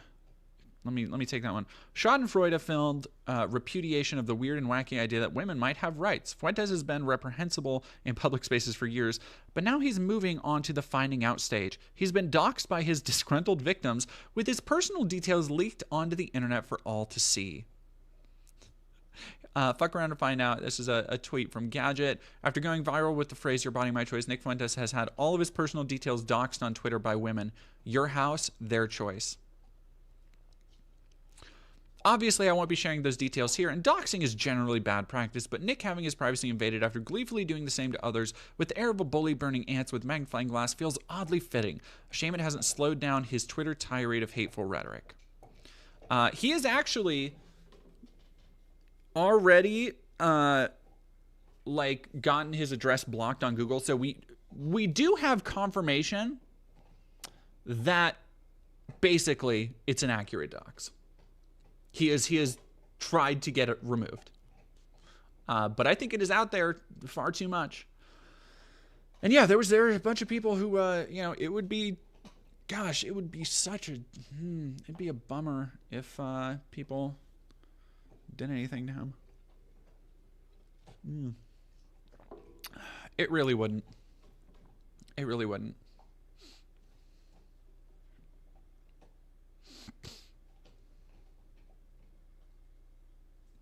Quirt, that is a very debate, Nick. You'd probably like getting raped. What an odd thing to say. It comes in. By the way, thank you very much, Quirt, because you came in right after we were talking about the repressed homosexuality of people just like Nick Fuentes. So for you to come in as a Nick Fuentes supporter, and the first thing you think about me is sexually violating me? think you have some stuff to unpack there, buddy. And I would recommend you go see a highly qualified psychiatrist, not a psychologist, to work out those details and discover a little something about yourself.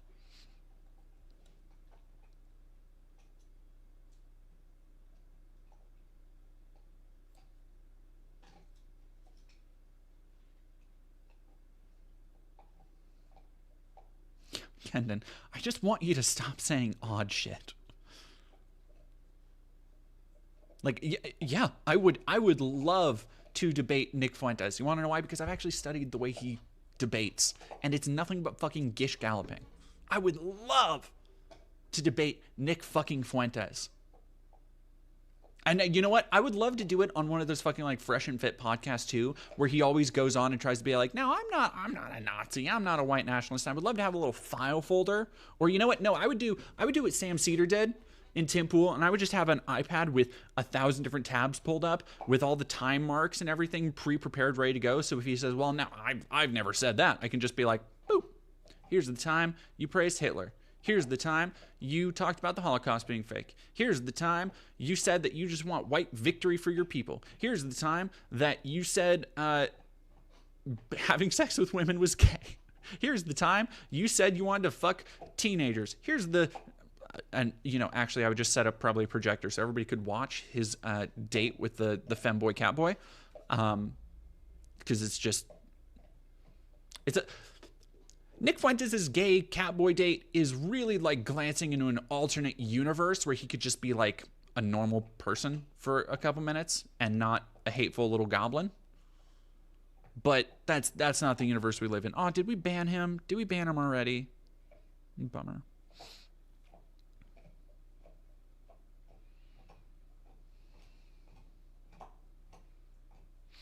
Gay Ghost Prince, I always wonder why people don't do that in interviews. It's so frustrating. It's because a lot of people come into interviews and a lot of people go into debates thinking that like, oh no, I got this on the strength of my convictions or beliefs. The problem is that's not enough. This is why Nick wins, quote unquote, wins in debates, is that he usually just gish gallops with whatever half-assed facts he can remember. The like limited things he remembers. Like if you ever hear him talk to like Stu Peters or somebody about the Talmud, and the Talmud says this, and it's like if you actually look into what they're saying, no, it doesn't. It just straight up doesn't. But they get to say it because either A, they're in their own echo chambers, or the people he's arguing against don't have enough information to fight back. They haven't done their research to specifically fight against the points that he's going to bring up. But baby, I'm not a debate streamer. Debunking shit and researching is what I fucking do. And I'm not talking about no Destiny fucking looking up Wikipedia pages research. Nuh-uh. I'm talking about book reading. Oh, God, I would fucking love to debate Nick. Although, to be fair, I do not know. Like, here's something I've actually thought about a bit. And I think I'm still, whatever, you know, profile or status I have, is still pretty far away from this. Like, nobody needs to debate me. But were I to debate a Nick or a Matt Walsh, I would really, really invest in, like, a professional makeup artist. Like, I would have to track down and find somebody, like, who does, like, Hollywood makeup. I would want to be as drag raced out as humanly possible. Like, I would want to be the cuntiest possible so that when the whole world sees them getting bitch slapped for the ill-informed cowards they are, they know a T-slur did it.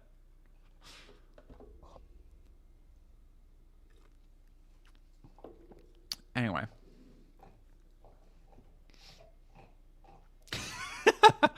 No, I'm interested to see what will come of, if anything, of the stocks. How soon Nick has to move. Oh, it's just a dang shame. It really is.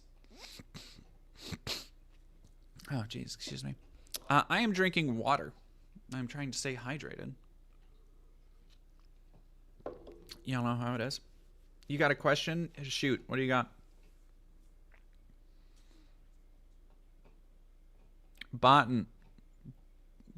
By the way, Botant 9, it does not bode well that you have bot literally in your name, but continue.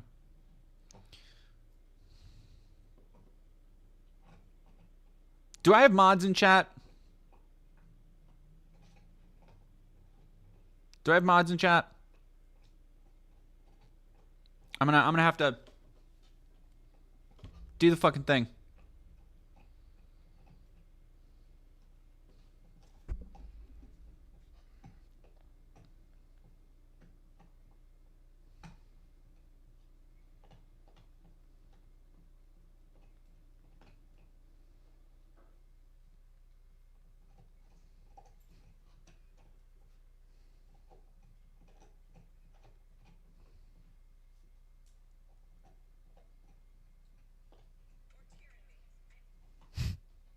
USA whole song.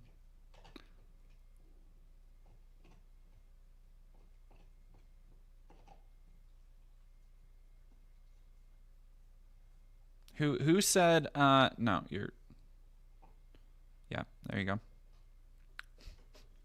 Jesus Christ, dude. No, yeah, I was on Twitch. I needed to do the thing.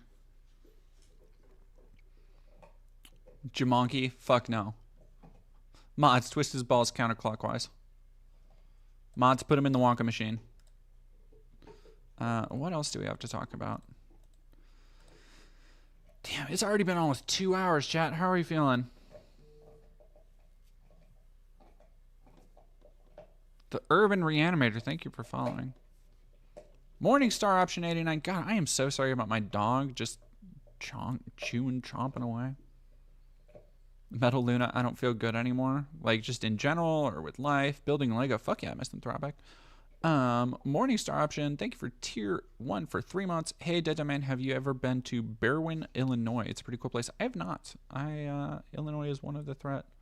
What can you even say to a threat like that? I don't think it's a threat. I just think it's a dumb troll. I have lost my, and I'm sure it'll come back, but my ability to just kind of take harassment in stride, which I feel like I'm generally pretty good at it. I feel like I'm generally pretty good at just like people coming into the chat, I'm able to joke around with them a little, like whatever. I have very low tolerance right now. I'm fucking, yeah, gold popped out of Monster Hunter to hang out here feeling pretty, well, not hopeless, but definitely grim. Yeah. Elisa, I'm learning more about Nick Fuentes than I ever wanted to. Oh, yeah. Oh, yeah. There's unfortunately a lot to learn. You're better than most streamers at tolerating it. Dustin the Damned, I really try to be, because, like, here's the thing. Not a lot actually gets to me. Like, if you couldn't tell by the shit I am constantly covering and doing deep dive reports into and, like, spending my time... Like, I spent all day, and not looking at pictures, but, like, going through the details of Anders Breivik, going through the details of the Wolves of Odin and a shit ton of other far-right organizations, and citing sources and going into hate groups and all of this shit. And so maybe that stuff leaves my mind a little bit fried. I think probably in the same way people from Kiwi Farms or 4chan or whatever are fried, where they're just not phased necessarily by that shit anymore, but on the other side of things, right? Like I still have an attachment to humanity. I think it's the same. It's something I really identify with Robert Evans on. Is I think Robert Evans has spent so much time researching far-right indoctrination, far-right extremism in places like 8chan, 8kun, wherever. Yeah. Alan Showerman, thank you for $4.99. Any validity to the claim that Trump stole the election via Elon's satellite, poorly counting votes, and then proceeding to blow up? Conspiracy. I talked about this a little bit earlier. I don't know, and I don't really want to speak on it yet, but I think there is certainly enough, like already in what you said there is a fucking lot that warrants at least an investigation. At least an investigation.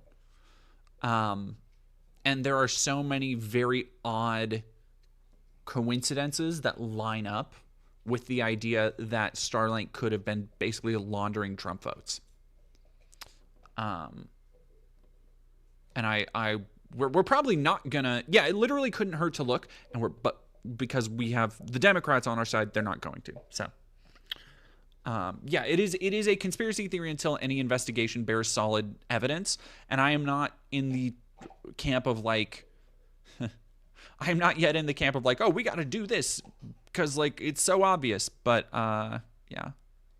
Well, what radicalized me? That's a great question. And so I saw somebody ask earlier, or just a couple minutes ago. I mean, like the Starlink satellites run data through them from election centers, so like, it is not beyond the realm of possibility to do that.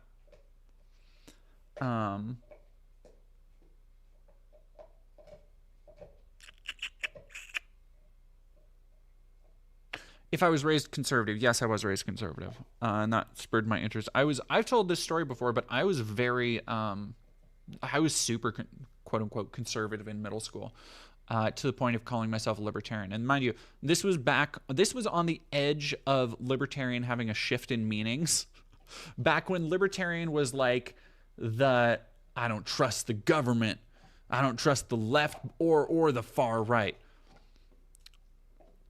Whereas now it's basically synonymous with the right wing, but they really care about age of consent.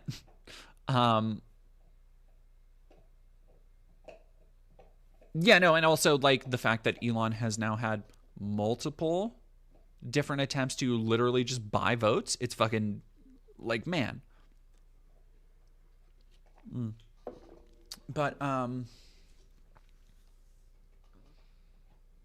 and I mean, I was like, 12 at the time, so like that didn't really, the age of consent stuff did not really matter to me. Whatever I thought I knew about the world was entirely from people like Glenn Beck and Rush Limbaugh, which is depressing to look back on. But it was for me, it was a hyperfixation. It was a special interest, studying politics, studying political structure, studying what I thought was studying, when really it was just imbibing whatever trash and books that conservatives put out. There's a script I've been brewing for some time talking about the unique state, and this isn't to say that Dems or Libs don't do this too, but the particularly unique state of conservative consumption and consumption as a proxy for actual activism that you see in conservative spaces, where like conservatives will be told to do something and then flock out in droves to do it. And you see this anytime there's a conservative movie that hits theaters broadly, that gets a little bit of press. You see it with Daily Wire movies. You saw it with God's Not Dead. You saw it with like Name a Faith film, and they have the like bring your whole church group, and those two things are entwined. You saw it a shit ton with Rush Limbaugh, who wrote like children's books, or I'm sure Ghost wrote children's books to basically indoctrinate kids with a placated ultra conservative view of American history. And I was like, I fell into part of that ecosystem from my family because, they encourage that kind of thing. They were all just like Fox News, what I would call in the mid-aughts Fox News conservatives, in that they didn't read fucking theory. They didn't read fucking history books. They didn't know anything outside of what Bill O'Reilly and fucking Glenn Beck and all these people were saying. And over time, I think I just got away from that fixation. And I think the thing that really started changing my mind and changing my radicalization was the second I stepped out into the real world, the second I got an actual job, the second I started working for myself, the second I started having to look into healthcare and renting a place, and the realities, the economic realities, where I had no support structure. I was kicked out of my home. Unfairly. I've kind of forgiven my mom for that, among other things. But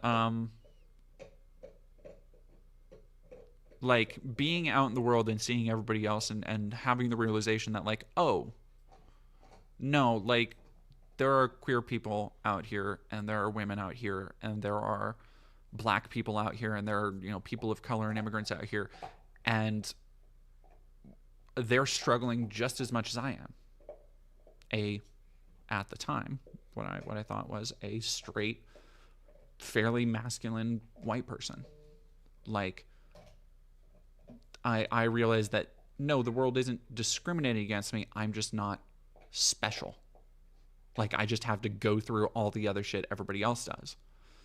And that is, like, doing that without a big support structure is a fucking humbling experience, and it's something that everybody should do. Like having to work those dead end jobs, there is something to the idea, and I know it's very much a boomerism to, you know, hide ideologically behind the idea that like, oh, you know, more people need to fucking it builds character to work at McDonald's when you're 16. And that's a lot of that is kind of wage slavey bullshit, but there is something to the idea of the struggle and actually encountering it and having to fucking get through that shit. Like I've done that shit. I've been there. I've done it side by side with all sorts of people. People that, you know, if I had just relied on what I learned from conservative media, it wouldn't have opened my eyes to the fact that like, oh yeah, like queer people are like just the same. That black people are just the same. We're all just fucking struggling out here and nothing is fucking fair. And in fact, it's unfair for some people more than others. And so like out of high school, I was very milquetoast. Like I wouldn't say I was even liberal. I just kind of disengaged from politics for about 3 or 4 years until 2016.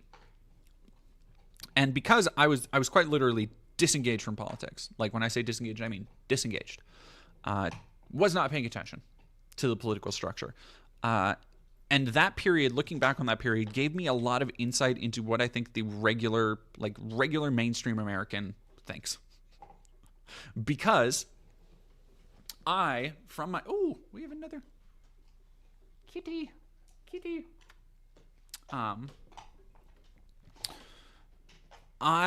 From my time being a, you know, quote unquote libertarian, naturally, I hated the fucking Clintons. And I've talked about this before, but in 2016, because I thought there was no fucking way, there was no chance in hell that Trump would win in 2016, which is why I was so bullish about this election. And so in 2016, as a completely uninformed idiot voter who didn't really care about any policy, who thought it would be funny as a joke, I voted for Trump in 2016. And the second he won, because I was like, I did it for a meme, essentially. Because I'm like, you know what? I can get to say, my fiance at the time voted for Clinton. And the joke would have been like, I get to spend the next 4 years, like anything that happens under Hillary, I get to be like, I voted for the other guy. Like that's the only reason. And I think that's what radicalized me, is that personal display of ignorance. Because it wasn't 5 or 6 months until Charlottesville and Unite the Right. And I think seeing that was an inflection point for me. Among other things, oddly, one of them, and some people on here will know what I'm talking about, but how old was I? I was 20, 19, somewhere around there.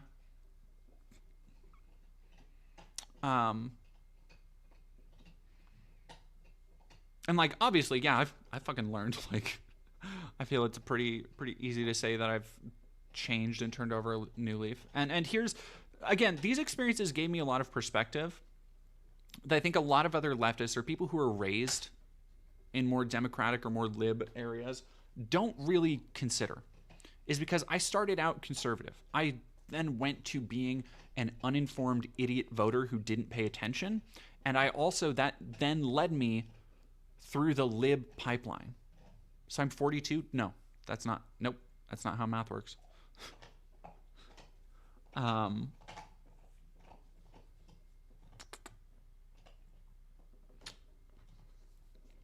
Because, oh, you're 42, Hide Noodles, okay. And seeing Charlottesville was a real moment of like, oh. And it reflects a lot of what I've been talking about today, of just like, this is what the people who support him actually believe. And that was a moment of like, I helped enable that. Like, even if in the grain calculus, like, one vote doesn't make a difference, but it is, it's one of those things that over time, then you continue seeing things. And you continue seeing the fucking insane headlines coming out. As far as like, oh, he said this about shithole countries. And I just have to be like, what the fuck? Like, how could I have been so stupid? And the one thing that led me, you want to talk about YouTube radicalization? Cat is just bumping the hell out of me. Whoa. Oh, she's so purry. I don't know if y'all can hear that. Purr into the mic. Purr into the mic. No, I don't know if y'all can hear that.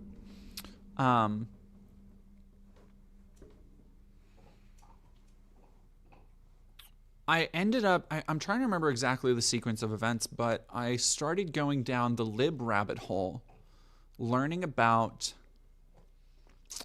policies, Trump's policies, because there's something, I'm trying to remember. I want to say it was something like either the border wall or the migrant crisis, or it was an explanation from John Oliver. And this is a reason why I still support John Oliver. And I'm still like, I still hate when leftists are like, oh, all these libs watching John Oliver. It's like, no, John Oliver was a passageway for me to further leftist content.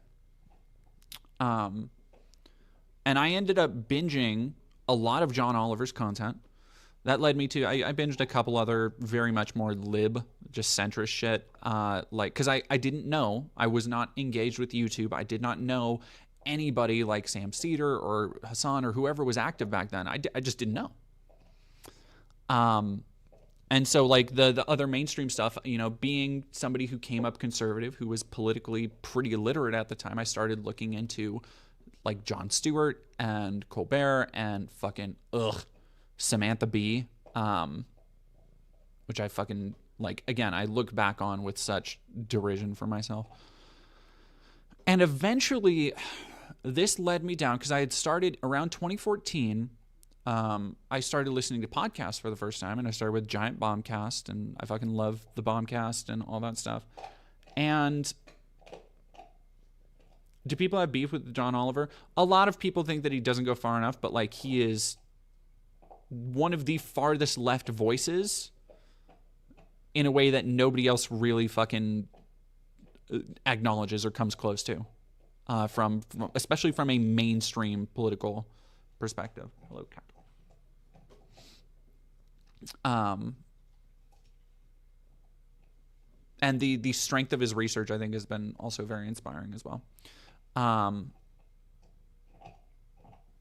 But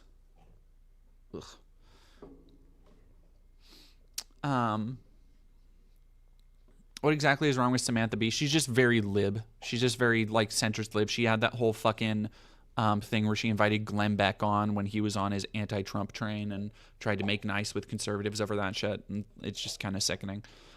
In hindsight, sickening. But, like, again, like, who am I to fucking judge? Paige, thank you for $5. Very similar story here. Slightly different. Didn't cast a vote for either because I couldn't get it out of my head. Then watched everything devolve. Yeah. Like, watching the radicalization that took place and then learning and digging into it was the point at which I started doing 2017, 2018 was the point at which I started doing started doing research on my own, doing my own kind of research. And doing my own research into, I'll just go here. Okay. Into who was actually in Trump's cabinet, who he was actually talking with, what the actual basis were behind, conspiracies about collusion or the Russia hoax or, whatever. And that eventually led me to, watching all this shit on YouTube. One day, I still remember it very clearly.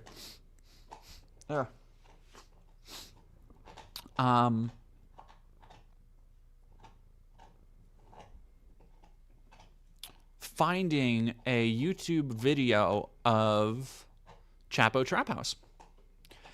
And there was still something in me that was holding on to the conservatism from my youth.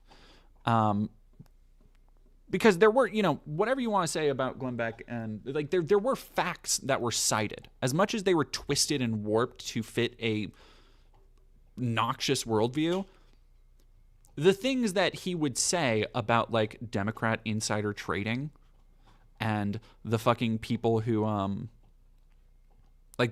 who were profiting in the Democratic Party, the people who did not make tangible change for their districts, who like the liberal elite that we've been criticizing this whole time. And when I heard I was learning all these things from vaguely center-left perspectives. But when I heard Chapo Trap House, and I heard this just far more transgressive, far more aggressive attitude calling out people like Hillary Clinton for being useless pieces of shit, I was like, oh shit. There are other people out there who feel the same way I do.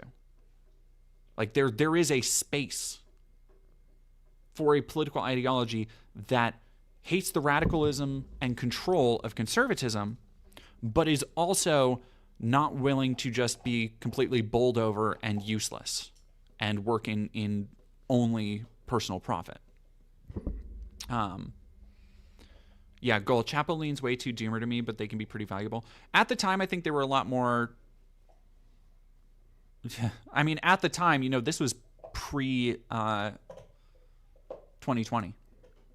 And I think I kind of stopped listening to Chapo around 2020 because they did get very doomer-pilled, and I can't fucking blame them after what happened with Bernie, because I was out... I canvassed for fucking Bernie. Do I listen to Mary Trump? I do not. Goosebumps fan, get some sleep. And like, yeah, after what the DNC did to Bernie in 2019, 2020, I fucking... Like, those are all things that...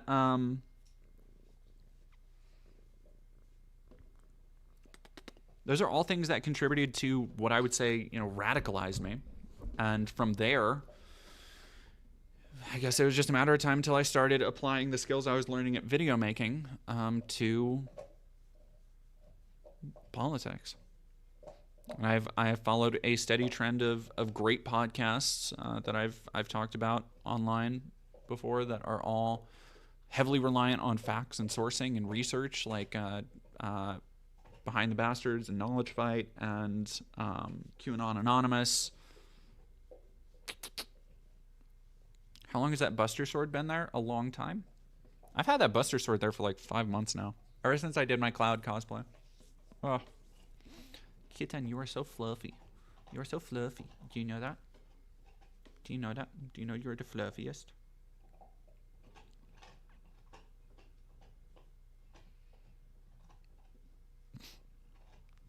Do you see his cat right now? Do you see his cat?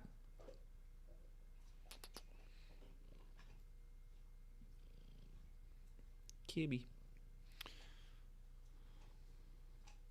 Secretary of Fitness, Hulk Hogan. Oh, good God. If Hulk Hogan is in the fucking cabinet, like, man.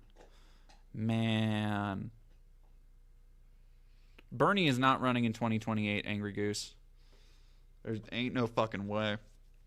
Ain't no fucking way. Who's too old to run after 2020?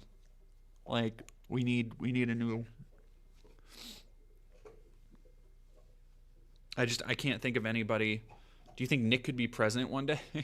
Not if a lot of people have anything to say about it.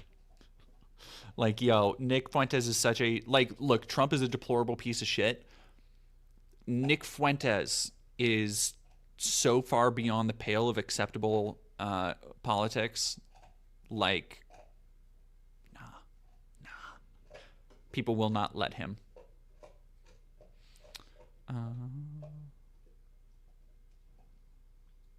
Oh, yeah, no, the next cabinet picks are going to be fucking nightmarish. I don't think we're probably not going to... Oh, goodness gracious, cat.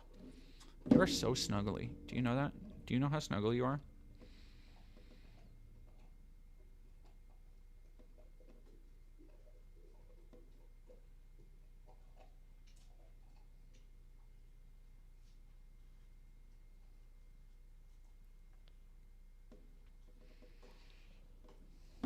Yeah, Pyrrhic Pax, the idea of a 2020, do you think Jon Stewart? No. Like, I don't want any fucking... I don't want any fucking... I'm tired of this bizarre emphasis America wants to have on celebrity politicians. Like, no. Like, we need somebody who is actually fucking proficient. Somebody with... Well, Kaylin is Canadian, so that won't work. But somebody with actual background in politics, but also somebody who can fucking shove it back in conservatives' faces, which is a big, like, this respectability politics bullshit needs to go the way of the fucking dodo.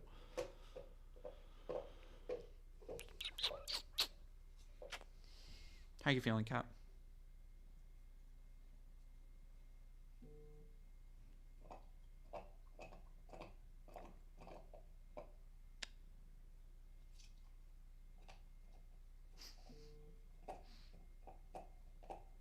Oh, baby. No, I would really love to see Tim Walz take a more prominent center stage, even if not... Like, Tim Walz, I think, is so much more human than anybody else I've seen run in quite a bit. Bernie possibly excluded.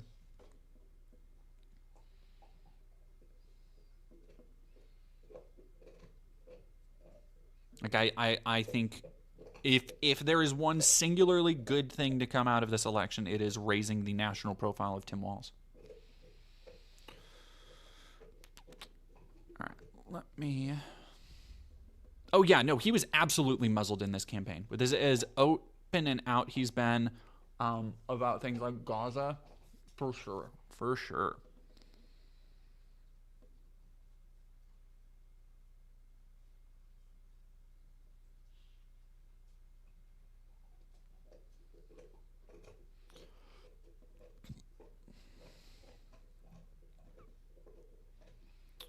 All right. Cat, you're such a little love bug. All right, we've got... All right, do we want to go see Naughty Roomba or USA Hole for tonight? Because, oh wait, yes. Morningstar option 89. To me, it is important. When Trump potentially dies in office, conservatives will have difficulty passing authoritarian policies. No. No, fuck no. Because guess what? J.D. Vance is widely unpopular even with conservatives. A trend granted, I am not a seasoned political analyst or anything, but I think that he will lean into whatever he has to make himself appear more popular, more charismatic.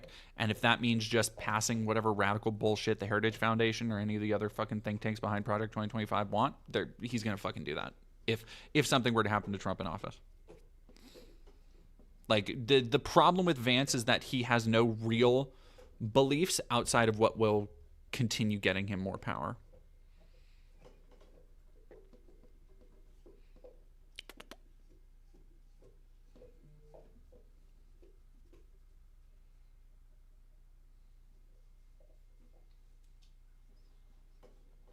Yeah, he's just not. If there's one person who just does not have the sauce, it's JD Vance. But anyway, we're gonna go raid over on Twitch, USA Hole. I am incredibly tired. I have other stuff to do tonight, and I hope you keep an eye on the channel for the next couple days. Please watch stream highlights if you can, and keep an eye for other videos. And I hope you all stay safe, stay sound, stay active, and keep looking out for each other.